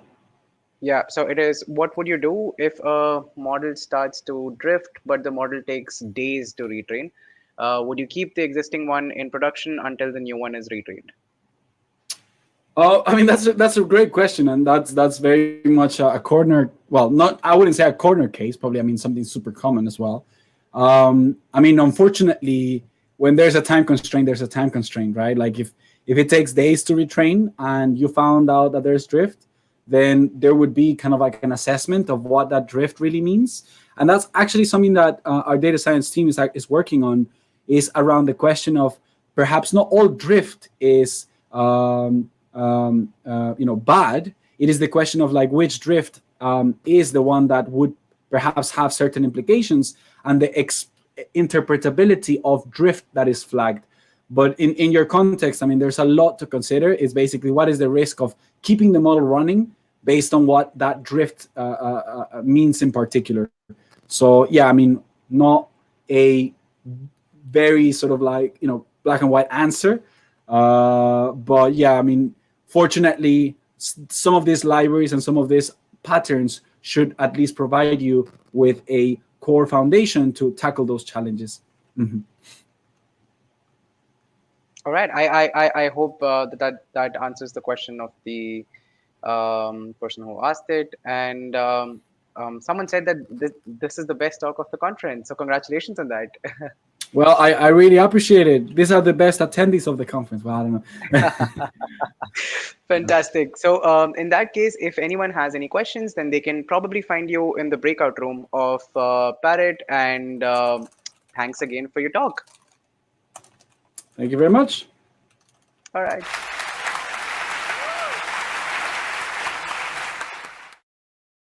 At Optiver, we strive to make data-driven decisions. To facilitate that, my team is there to provide this high-volume, high-precision market data to the rest of the firm. We use Python to build this specialized data pipeline.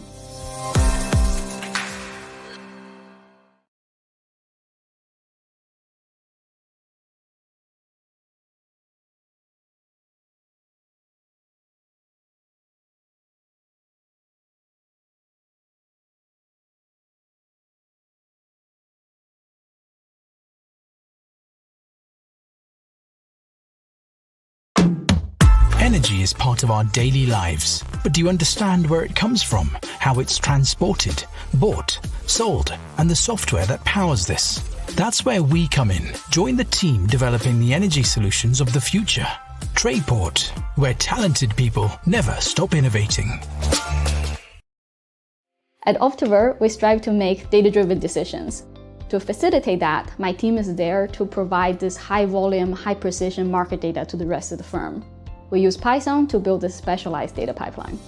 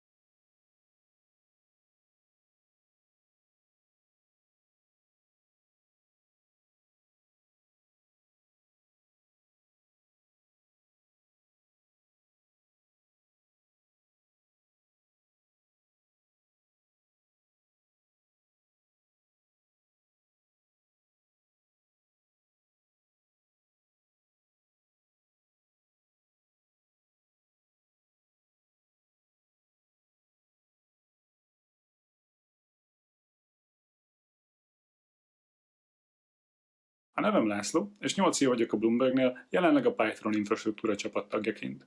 Szabadidőmben karbantartom az Audit és Linux projekteket.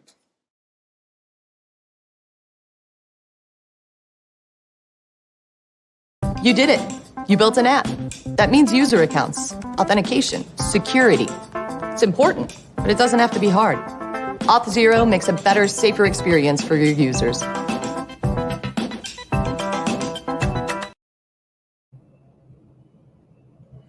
Welcome back, everyone. Hope you all are enjoying the EuroPython conference. I'm Moses Seva, and I'll be your host for the 2 upcoming sessions. There is an announcement for you all. Sprints are starting tomorrow. This is your chance to find more developers and collaborators for your open source projects, and also to educate people about them. So please consider listing your project and registering for the sprints on the registration page, the link to which has already been shared on the Metrics channel. It's time to welcome our next speaker now, Utkarsh Mishra. Utkarsh is a final year computer science and engineering undergrad, and he has been working in the field of machine learning and deep learning domain for the 2 years now. He's currently working as a machine learning developer at Qual Infotech. How are you, Utkarsh? Hello, Anmol. From where are you joining? I'm currently in Ahmedabad, India. Okay, nice. So today, Utkarsh will be talking about using Python and Flutter for coloring and enhancing old photos. Sounds interesting. So over to you now, Utkarsh. Good luck for your talk. Okay. So, hello everyone. I am Utkarsh, and I'm here to present my talk on Python and Flutter application for coloring and enhancing old photos. So first about, as Anmol told you about me, and I'll just be giving a small introduction about me also. So I'm a machine learning developer as well as a final year undergrad student, and I work as a company an ML developer at Qual Infotech. It's an RPA-based service company. And my major technical skills are in deep learning, machine learning, and a little bit about in Flutter app development and data science, data analytics. So first of all, what are photos? The most important question. So for me, photos are basically some kind of in computer science language, you can say it is an image. So an image that represents some external form of person from a past, right? So it basically communicates any past incidents or activities to us, reminding us of those memories. They can be melodious also. They can be unhappy also. So that goes on. So next is, what are black and white images? So black and white images or black and white photography can be considered much more subtle and are less realistic than colored photography, right? And most of those black and white photos, or we can even call them monochromatic photos, are somewhat interpretations of the subjects, and they also are a little bit about an abstract from the reality, like an abstract image from a reality that is represented in colors or the shades of gray, right? That ranges from 0 and to 1 to 55. That's mostly about computer science, right? And they sometimes also feels somewhat empty.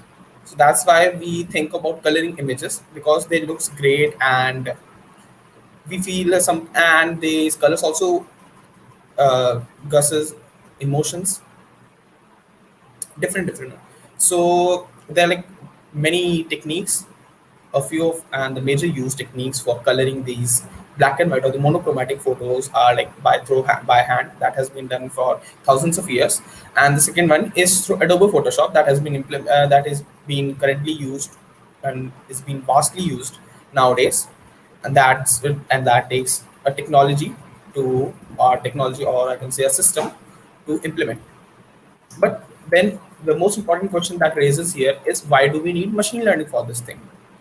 Like most of these techniques requires a lot of time and are very labor intensive also.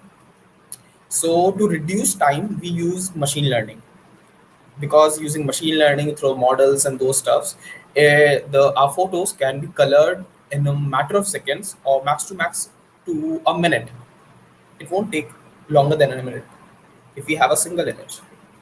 So first of all, basically my application that I have to build is a Flutter application. The front end is in Flutter, and the back end, all the processing, conversion, image conversion is being done through an API, which is built in Python Flask. So this is the flowchart of an API, flowchart of the API, and we'll be discussing each of these segments later. Okay, so first of all is about basic introduction related to machine learning, deep learning, and the model architecture. So the first question that rises in our mind is, what is deep learning? And what can be the difference between a deep learning architecture or a machine learning model or an AI also? So basically an AI, what is the work of an AI? So AI tries to mimic human activities or human decision making, right? And machine learning is a subset of AI, and it basically contains all those algorithms and techniques to to train a machine on a data and then do those decision making things. Whereas deep learning is also is a subset of even machine learning that makes it a subset of AI, and it tries to solve more complex problems which are generally related to, they can be related to text, but are more generally related to images, sounds, or some unstructured kind of data like language processing and other stuff. So the first thing that comes is like deep learning, right? So there should be types. So we will be discussing about 3 or 4 months, like the feed-forward neural network, RCNN, CNN, recurrent neural network, convolutional neural network, and about an autoencoder. Okay, so the first one is a feed-forward neural network. So basically, in a feed-forward neural network, there are some very basic kind of neural networks, and we have an information flow from an input layer to the output layer, and mostly they contain just a single hidden layer along with these input and output layers. So most of the time, they also don't require backpropagation, and they are mostly using these facial recognition algorithms that we can use in computer vision and image processing stuff. So next is a recurrent neural network. It's kind of a tricky one. So in the recurrent neural network, the output from the previous neuron, or we can call it as a node also, is being passed or as an input to the next or to the next node or the next neuron. These network architectures are very helpful as they take very less amount of memory. So they are very helpful in building softwares that require machine learning as well as very low memory, like chatbots. So these technologies can be used in building chatbots, text applications, language processing, speech and audio processing, those stuffs. Next, and the thing that I've used is a convolutional neural network. It's also called as ConNets or CNN, and they are mostly used to analyze imagery data, mostly image related data. We can also use audio and speech data also, but mostly they are used for images. They try to extract features from the image or the audio signal data by performing some sequences of convolution pooling operations. We know, so basically the CNN contains two important things: convolution operation and a pooling operation. We know that. So before going to convolution pooling operation, I will just be telling you about kernels. So in these kernels are also sometimes called as convolution matrices or filters, are like small matrices, two-dimensional matrices, and they are used for blurring, sharpening, sharpening an image or an edge detection to get the edges from an image. So basically, we try to accomplish. We accomplish this by doing some convolution operation between the kernel and the original image. Like as the example is given, there is some kind of an animal, most probably a mouse. I think so. It's a deer. So an edge detection kernel has been applied, and it shows the edges in the image. So the next is a convolution operation that we get a lot. So basically, these convolution operations are the main thing that are used to extract some of these feature maps. They do what they like.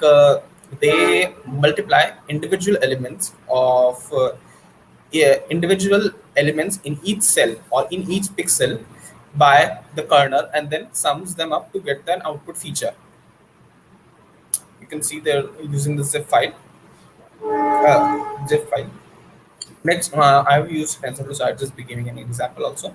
So in that Con2D, in the Con2D, we can use using TensorFlow. We can do this by using Keras. That's TensorFlow.keras.con2D layer, and we have in the example I've used 32 filters. So there are like 32 different kinds of kernels, and each of them have a size 3,3, means have dimensions. They are of 2 dimension and have size 3x3, and it has given the padding as same. That means the input image and the output image after the convolution also we can get the same images. I have also applied ReLU activation function and a little bit about regularizer. So next is a pooling operation. So pooling operations can be classified into 2 types, like max pooling and average pooling. But before that, pooling can be called as some kind of downsampling of feature. We can just say that they downsamples our feature images to get a summarized or a compact form of our feature maps. Like the images or the data is being in feature maps. When we pass a pooling layer, when we pass it through a pooling layer, it reduces its size and compacts our data. It also reduces the number of computational variables. That also increases our decreases our time complexity. Or the pooling. So the pooling layer also uses the TensorFlow.keras from the TensorFlow.keras, and for the max pooling we can use keras.layers. Max pool 2D. We are just dealing with the 2D image, 2D image vectors only here, 2D tensors. And for the average pooling, we can use keras.layers.average pooling 2D. We are using a pool size of 2, means like the small vector size in the last image. That's the size of that kernel. We can also call this kernel or filter kind of thing. So that in this case we call it as a pool size. So we can also have a stride of 2x2. That means the cell will be shifting to twice. In most of the operations, in most of the layers, pooling by applying 2x2 pool size and 2x2 or stride, we can reduce the number of parameters to half, as well as we can only get the important structures. Add layer. So basically we have this add layer. In add layer, it's like assume that we have 2 matrices and we have performed addition between the 2 matrices. Their individual elements which have the same locations have been added up. So this layer also performs the same operation. So next is an autoencoder. So basically autoencoder is a type of artificial neural network. We can also call it artificial ANN. And it tries to learn the data from the compact representation of the data.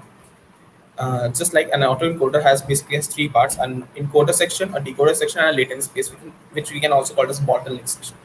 And it sometimes has been categorized in the sometimes it's been included in the part of the autoencoder only. Sorry, encoder only. So these autoencoder does what? The autoencoder compresses the input data. And the decoder tries to recreate the input image by adding some kind of features and upsampling it and doing this from the compressed version of that data that has been given to the that has been provided by the encoder and has been saved in the latent space or the bottleneck portion. So this example is how we can apply an autoencoder. We just have an image of 784,1, and we have just downsampled the image.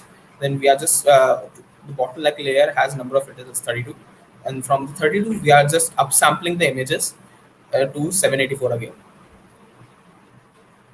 So there are like different types of autoencoder, but we will be focusing on the one called as convolutional autoencoder. So before going to convolutional neural encoder, there's something called a skip connection, and I will be telling you about that. Why do we use basically the skip connection? So there is some kind of thing called as degradation problem. So in the degradation problem, whenever we have we have a model with with a high depths, or more number of layers, then each passing layer, the value of those gradients, or the values become smaller and smaller. This reduces the performance and the accuracy of the model on both training and testing data. So that's why we try to use skip connections, so that data and the feature maps are not completely lost, and the data can be received, like to, can be extracted to this fullest. That's why we will be using the skip connection. I have used the skip connection in the model, because the skip connection is being applied to the model, but from the encoder section to the decoder section, it's been across the model next section only. So I will just be showing you about the architecture.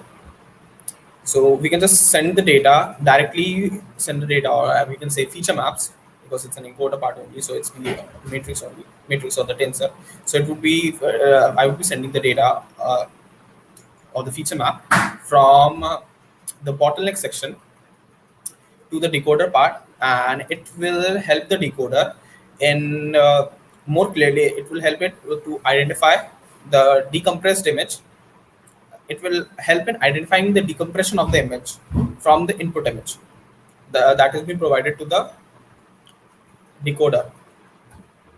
So next is our API flowchart again, and I would be telling you about the model architecture that I have used in the colorization of the model. So basically, I didn't get the same image, so I referenced it. So my model looks kind of similar to the unit architecture, but it has some different variables and hyperparameters and some different amount of layers. So this is a small about my encoding block. So I consecutively used three COM2D layers to extract this feature. Then I have downsampled it so to compress those features and reduce the dimensionality also, and the number of parameters. So in the decoder section, I have used the upsampling feature. First of all, the data is being upsampled, then a bottleneck or the skip connection from the encoder section is being added to the first layer of the upsampled image, is being added, and then that added image is being convoluted thrice to get an output image.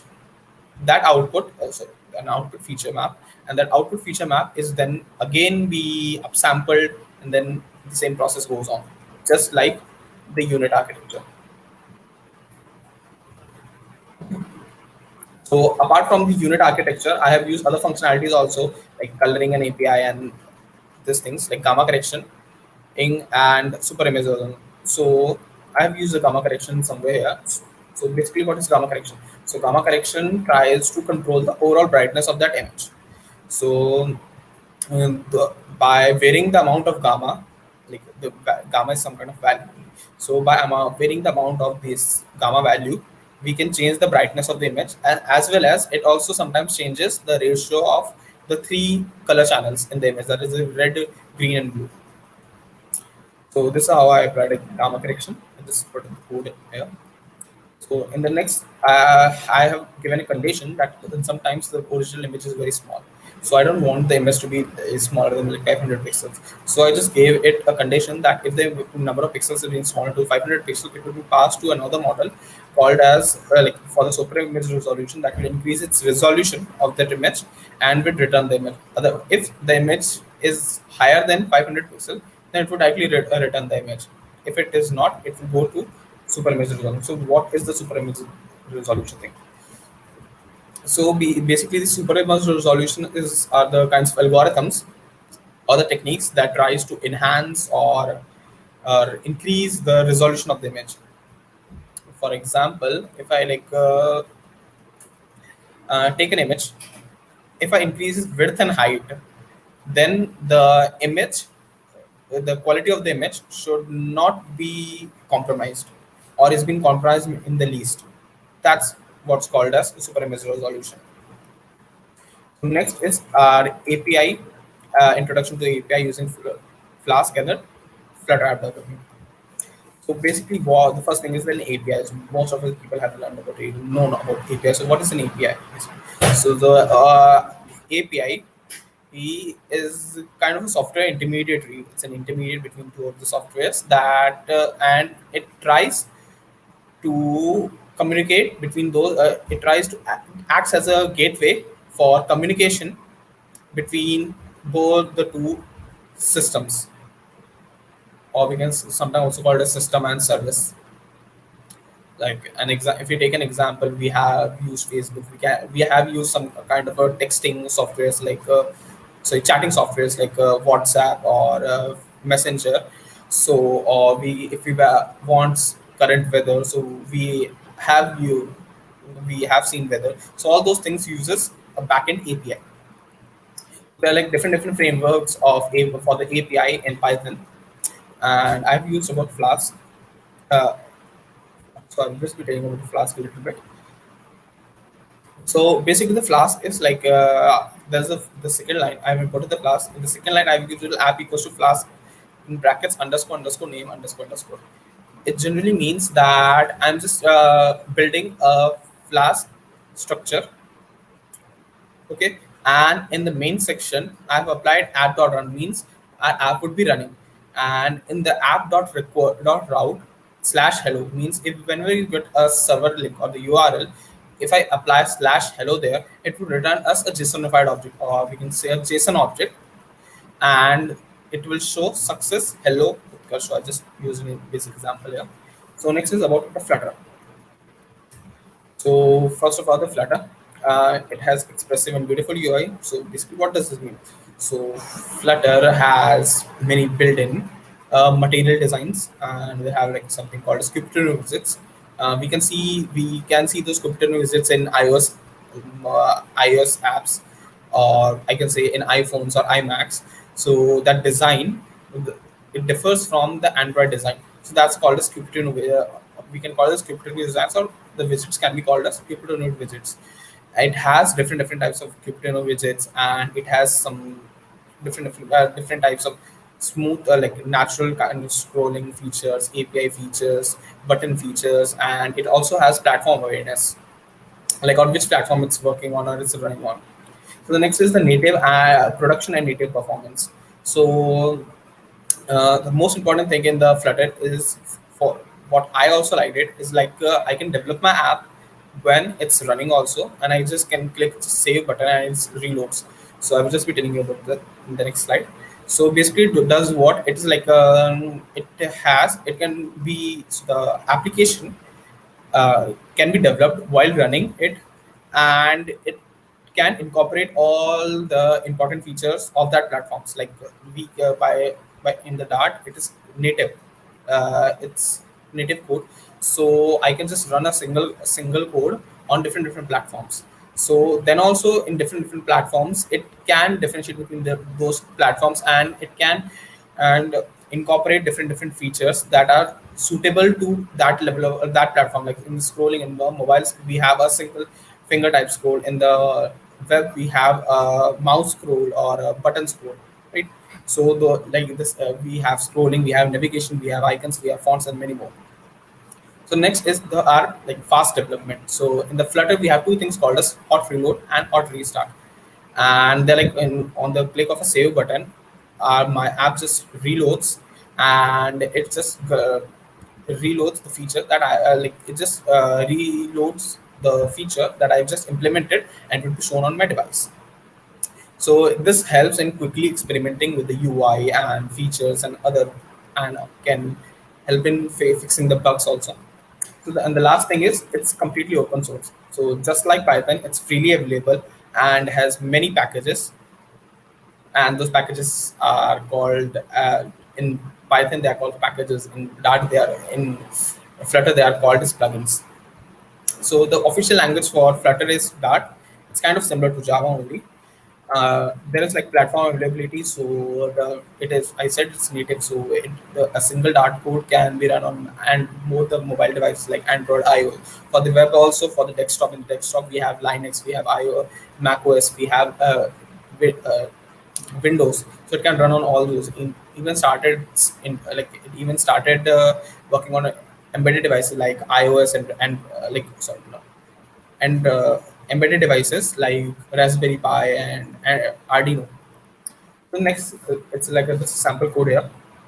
So this is code. The whenever the main function is being executed, like when we run it, the main function is being acts as a driver function. So it runs the app. That app contains in Flutter we have two types of states, like stateless and a stateful. So those are the main differences. So the main my app is a stateless app, and it runs a material app. The material app is the complete app. The complete app would be enclosed in a material app. So material app, and it just go on, and in the material app I just passed a class. The class contains a scaffold. The scaffold is the complete page that you guys can see and is an output. And we have an app bar. The app bar is on the top, and the app bar contains something text written here called as welcome to Flutter, a very basic one. And in the middle of the screen, I have written a text called as hello world. You guys can see the code. And finally, my slides are over. And the final thing is my application demo, if you guys are interested. So this is the application I built, and this is the demo.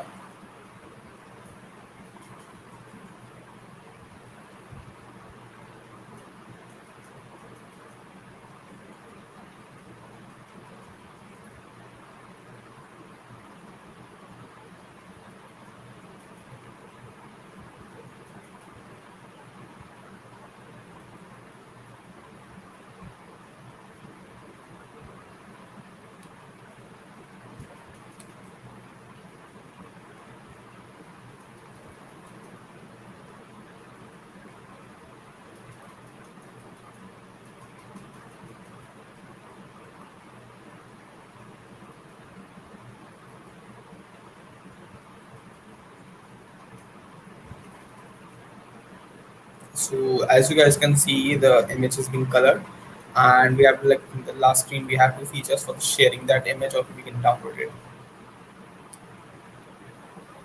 Okay, so thank you.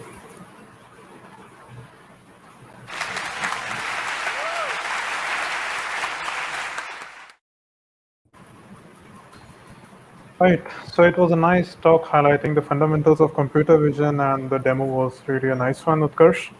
Thank you.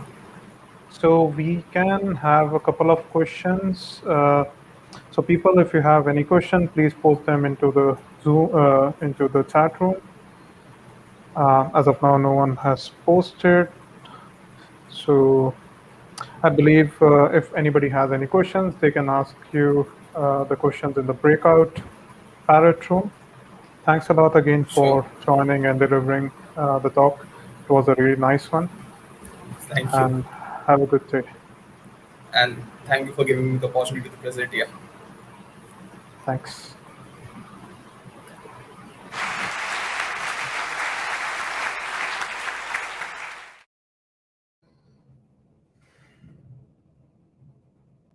At Optiver, we strive to make data-driven decisions.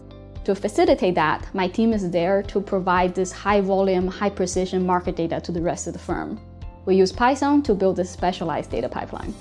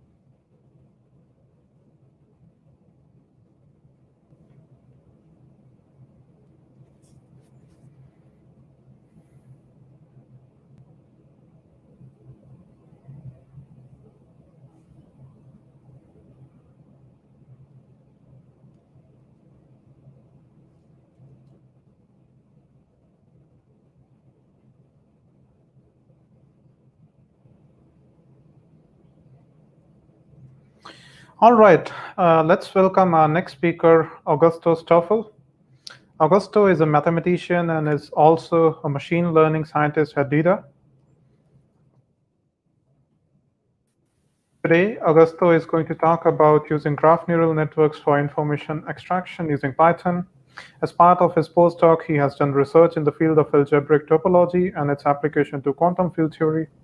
Well, that sounds really interesting, and I'm really looking forward to this talk. Over to you, Augusto, now. Good luck. All right. Thanks for having me, and thanks to the audience for the enthusiasm at the last talk on a Friday evening.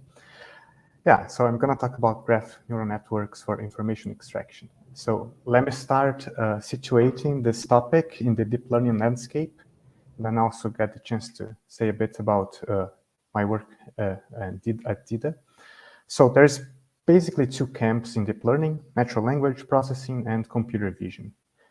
A typical NLP application could be to, well, try to understand maybe some legal documents, some contracts, and classify the different sections of a contract, and perhaps identify those which may not have a legal standing. Some examples of computer vision applications could be to look for defects in some manufacturing defects in some technical components, or remote sensing, that is analysis of satellite imagery. So say look for some small scale mines. So those, by the way, were all projects we developed for clients at DIDA. Now, those two camps have their very specialized set of tools, of models, and they work very well. But of course, those are far from the only interesting problems we could tackle with data science. So it would be very interesting to have more generic, more flexible deep learning models. And this is exactly where graph neural networks come in. So to guide our discussion, I'll pick the sample use case, which is also inspired by a project we have, which is to understand documents in tabular format. So what we see here is, well, the picture of an invoice or a bill, and this document has some headers, some addresses, some dates, and then the interesting part is this table, right? It has, the table lists some products or services, and these things have like a description, then some prices, some quantities. Okay, and what we would like our machine learning model to do is to classify the words in this document appropriately. So say, this is a date where this was issued, so this would be one of the metadata, and now each entry in the table, we are identifying this description part as such. Maybe there's some more fine-grained information here. This description has some units, and then a price, and then a quantity, and so it goes. Right? So a standard language model, which only looks at the text sequentially, for such a model, maybe this quantity 2 here would come completely out of the blue, right? Because it follows some information that is not really related to quantities. So we would like to have a model which, yeah, is able to get this broader view of the data.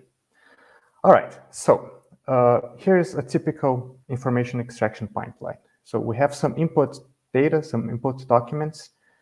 We apply some pre-processing to it. So maybe in that case, our input was this PDF files, and we pre-process in a suitable way such that the data can be fed to a machine learning algorithm, some number crunching algorithm.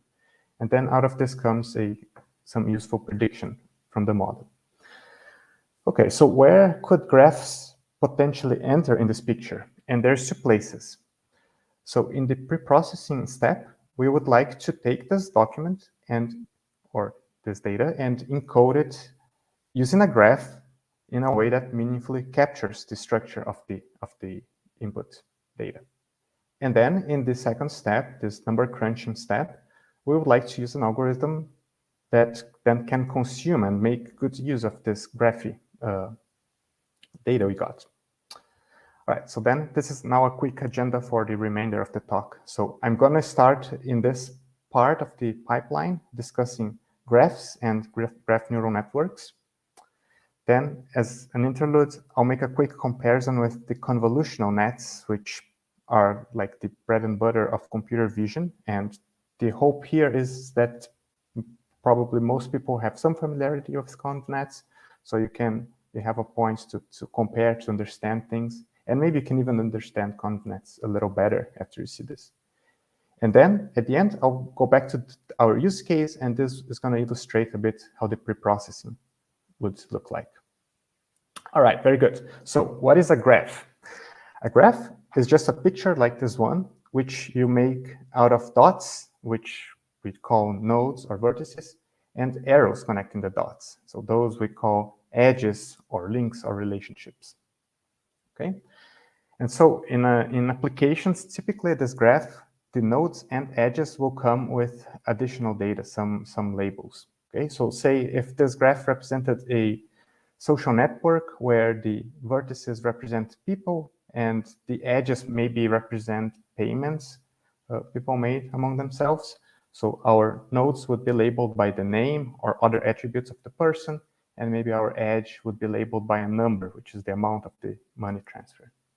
Okay, and then just as a quick heads up, this is one version, one definition of a graph. There's many variations. If you pick up a random paper, something slightly different might be meant. So maybe double parallel edges like this one are not allowed, or maybe loops are not allowed, or maybe these edges can be considered not to be directed. Okay, but in our example here, that would be our notion of graph. And I want to give you a mathematical definition, not to be precious about this, but because there is a slight difference between what a graph is and what a computer representation of a graph is. And it's good to, we have to have clarity about this when working with graph algorithms. And also it's a fun thing to look at. So what is a graph? Or to be very precise, we could call this a directed pseudograph. So, but I'll just say graph. So a graph is given by a set of vertices that I'll denote curly v, then a set of edges that I will denote curly e, and then two functions from e to v that I call source and target. Okay, so in my example, the set of vertices would be a, b, c, d, and e. The set of edges would be these small letters p, q, up to v. And then say, if I take my edge p here, its target, its source is the node a, its target is the node b. And if I look at my edge v, its source is the node e, and its target is also e. Okay, so that's it. That's what it is. And then I already made this comment that in applications, vertices and edges come with labels. So the way this is modeled is as functions from v, the set of vertices, to some set of vertice labels. So maybe each vertex has a string attached to it, or some more complex data structure, and same for the edges. All right, so now how do you represent a graph in Python or any other language? So the first step is to pick an enumeration of the vertices and edges. And that's why I changed my notation a little bit. So before my nodes were A, B, C, D, and E, and now I'm calling them V0, V1, V2, V3, and V4. Okay, I just numbered them, put an order. And then similar thing for the edges. Okay, and then, okay, there's a couple alternative ways to represent the graph. One of them is as an adjacency list. Okay, so that's a list of pairs of numbers. This list has one entry for each edge in my graph. Okay, so say the 0th entry of my list describes the edge E0. Okay, and that entry is a pair of numbers. In this case, the pair 0, 1, and that indicates the fact that the source is V0 and the target is V1. Okay, so then it goes, right? So the last entry in the list describes my last vertex, my last edge, E6, and it has a source and target, both V4, so the pair describing this is 4, 4. All right, so that's it. Now going to this next step where we want to attach some data to vertices and edges, right? So here's how this could be implemented. So we have to pick two types. So suppose we want to label the vertices with a type node T and the edges with a type edge T, right? So then my class graph would be a little data class like this, okay? Depends on these two types.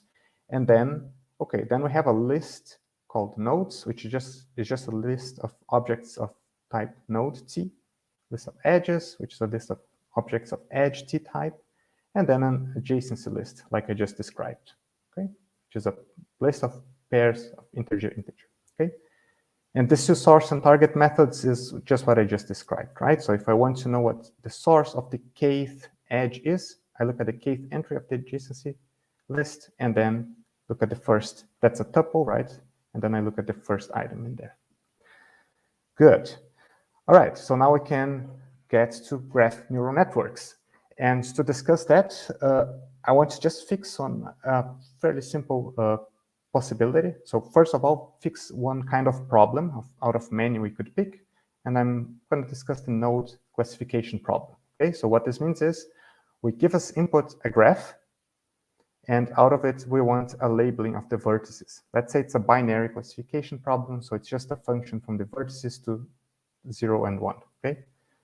Or alternatively, you give me this graph with enumeration of vertices, and then you just have to output a list of numbers, 0 and 1. The ith entry corresponds to the ith vertex, okay?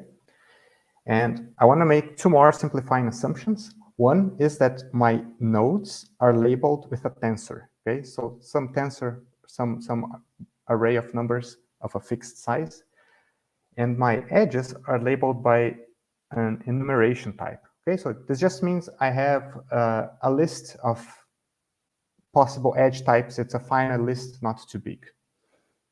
Okay, so say if this was a social network, then maybe each of these tensors would be some numerical encoding of various attributes of a person.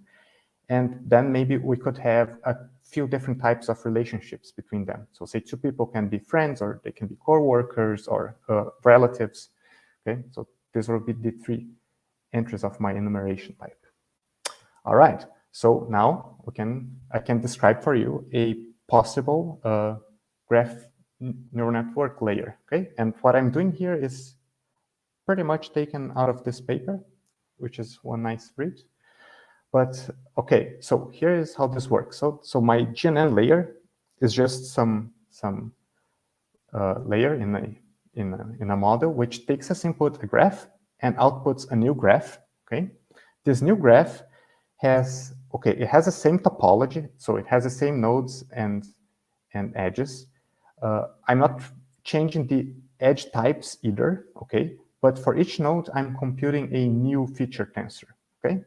And so here is, well, a formula you can use for that. And okay, don't worry if you can't follow 100% this, especially if it's the first time you see anything similar. But I want to just read this formula step by step, so we see what's going on.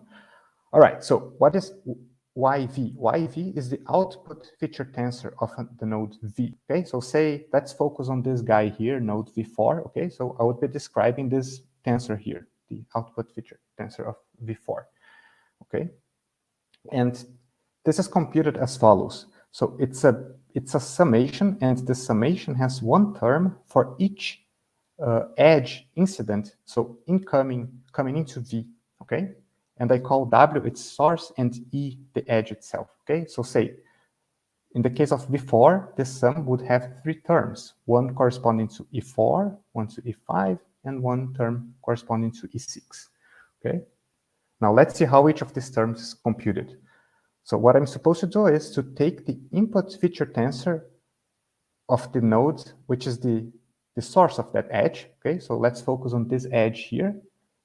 Its source is V2, so I look at this tensor here, which is the input feature tensor of V2, okay? And then I multiply this tensor by a weight matrix, which is part of the model. It's a learned weight matrix, okay? But then, little detail, there is actually one different weight matrix for each edge type. So what I should do is I look at, okay, I'm looking at edge 4. I should see what its type is. it's one of these possible enumeration elements, and there is one little weight matrix corresponding to each edge type, okay? Each enumeration element. So I picked that appropriate matrix. Okay, then I multiply those things. I multiply by a normalization factor, and then I add these things all up, okay? Let me discuss a bit the normalization factor. It's basically the degree of the node, so the number of incident edges, except that I only focus on the incoming edges. So I just look at how many edges are coming into V, have V4 in this case as target. And moreover, I restrict to those that have the same type of the edge E, okay? All right, so this normalization factor in this case wouldn't make a huge difference, but you can imagine, say, a social network. It's very typical that some nodes have just a few connections. Some nodes have potentially thousands of connections. So a normalization of this kind is important for things not to blow up, okay? And then last step, I apply a nonlinear activation function. Could be a ReLU, a sigmoid, whatever we like, okay? So that's it. That's a formula for a perfectly fine and function GNN layer, okay? So just to mention a bit okay, so maybe an alternative way to think of this is you could imagine that each node in this vertex has this incoming input feature tensor, and it has to compute a new tensor, and the way it does that is by receiving a message from each of these arrows that are incident to it. So that would be a way to think about it. So the message would be this guy, and then the node receives all these messages, and it totalizes. So incorporate those messages into a new value, okay? And so we could have many variations on this scheme. So where here we have this matrix multiplication, we could have maybe some attention-like thing where this value depends not only on the input feature tensor of W, so the origin of this arrow, but also on XV, so the input tensor of the node in question itself, right? We could totalize this tensor using a different formula, maybe some max instead of summation. So many variations are possible here. It's a very flexible scheme. All right, so now we can go to our comparison with convolutional networks. And so let me start with a quick recap on convolutional networks. So this is an algorithm for images, right? And the way this works is we have an image. To each pixel in the image, we have an input feature tensor. So in the first layer, it would be just the intensity of red, green, and blue channels, okay? And we want to compute for each pixel a new feature vector. And so the new feature vector, the output feature vector of this pixel at position I, j is computed as follows. So we look at a little patch of, say, 3 by 3 pixels around it, okay? So for each pixel in this patch, we look at its input feature tensor. Then we multiply that by a matrix, which is learned as part of the model. And there is one different matrix for each position in the patch, okay? And then we add these things all up, these 9 vectors, and then we apply some nonlinear activation function, okay? So the summation is over these indices k and l, right, between -1 and 1. So each pair k and l locates one position of the 3 by 3 patch, okay? All right, so that was a recap. And now what on earth has this anything to do with graphs? So here's a little graph representing this 3 by 3 patch, okay? So in this piece of a graph, each node represents a pixel, and then the arrows represent this relationship of being a neighbor, okay? And moreover, since, well, 2 pixels can be neighbors in one of 8 different directions, right? Which are these cardinal directions.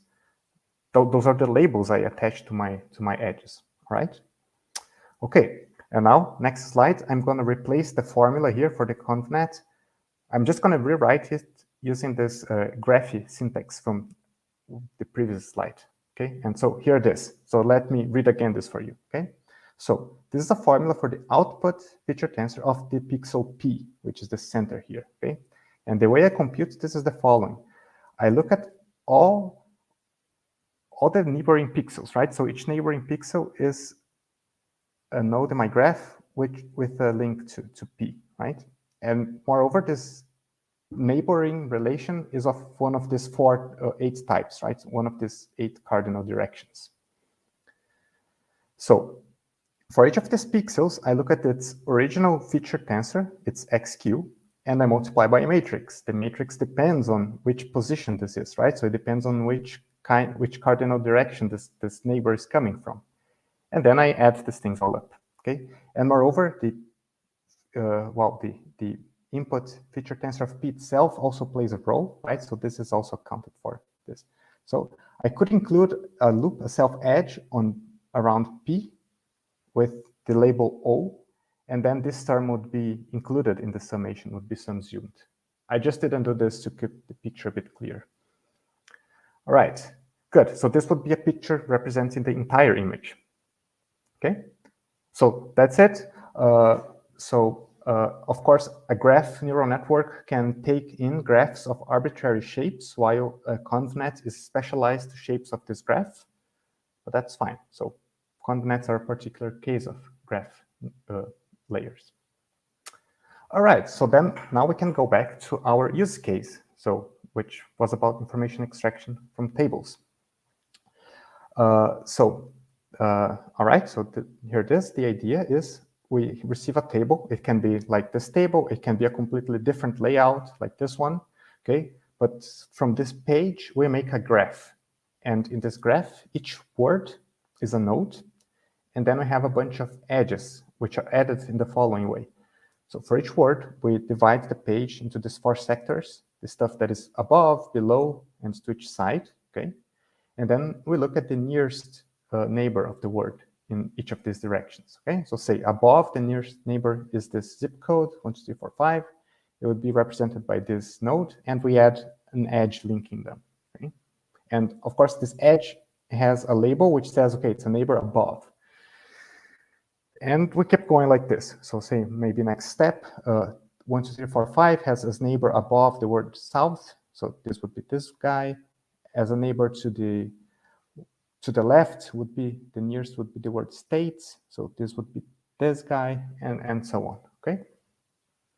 And that's it. That's how we make a graph out of the page. And in a table, this will link words that belong to a same line, same column, and this is where our model can learn interesting information.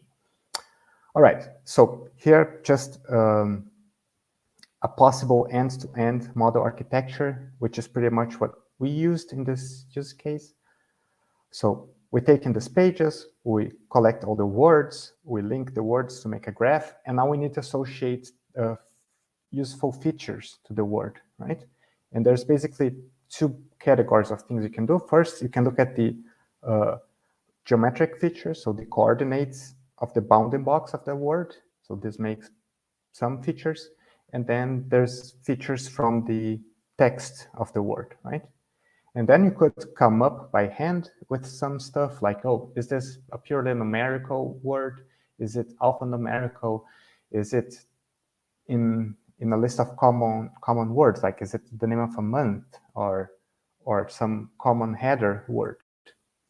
Or you could try to be fancier and design a character CNN that learns on the fly useful features. Anyway, for each word, you concatenate these things, you get some maybe reasonably big feature tensor, maybe pass a linear layer to normalize the size, and then you feed to a couple of GNN blocks, just like the one I described, except maybe you add some dropout, some batch normalization, some skip connections, stuff that is meant to help with convergence in the training time. And yeah, maybe a skip connection to help the character CNN converge. And then at the end, you add a feed-forward block, a softmax, and out of this comes out probabilities for each word to belong to each of the categories, each of the classes into which you want to classify. So that's it. So this is pretty much the model we used in this project. Out of about 1,000 training documents, we got a model with an 88% F1 score. which is very good. It's better than the previous system our client had in place, where they had to manually label each type of each new table layout that appeared to them. It also worked better than a prototype that we had developed earlier, which was based on random forests. So that was a pretty big success for us. And that's it. So just to finish up, a couple words about implementations. So there are a few different libraries available out there. I think you could all find it by Googling. If you want to read up on this topic, okay, maybe some more popular places will be a bit disappointing. So the Wikipedia page for Graph Neural Network exists since early this month. But then one suggestion I can give you is to just go to the documentation of any of these packages. I particularly like the PyTorch case. It lists papers for which they provide implementation. So if you go to the papers, it would be a good place to delve into the topic. So yeah, so with that, I'd like to thank you.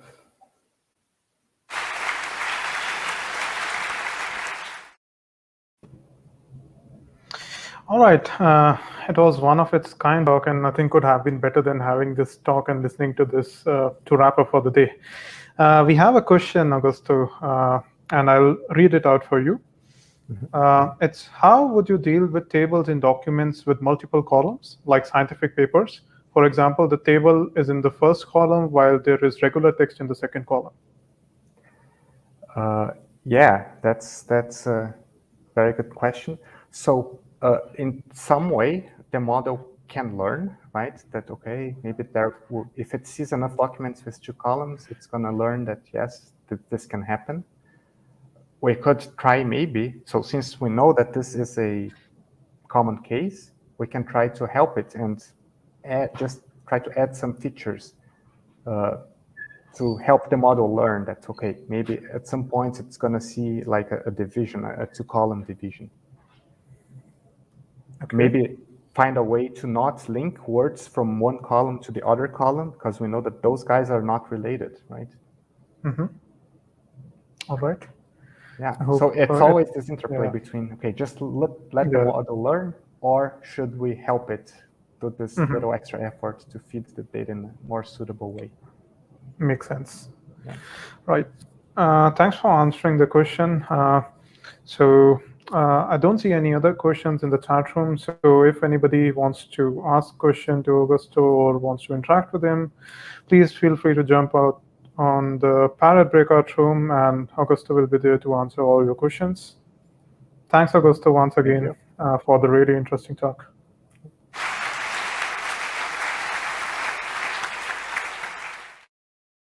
So I would like to make a couple of announcements. The closing ceremony is going to start in 5 minutes from now in Optiver track. Please tune into and catch up for the EuroPython behind the scenes and some announcements for the future EuroPython conference as well. Please also note that the sprints are starting tomorrow, so this is your chance to find more developers and collaborators for your open source projects, and also to educate people about them. So please feel free to register yourself and list your project on the registration page, the link to which has already been shared on the Matrix channel. Finally, thanks everyone for joining and making EuroPython 2021 successful. Let's head on to the Optiver track to join for the closing ceremony, which is starting in 5 minutes. We have an after party as well starting thereafter. Thanks everyone, and goodbye. At Optiver, we strive to make data-driven decisions. To facilitate that, my team is there to provide this high-volume, high-precision market data to the rest of the firm. We use Python to build this specialized data pipeline.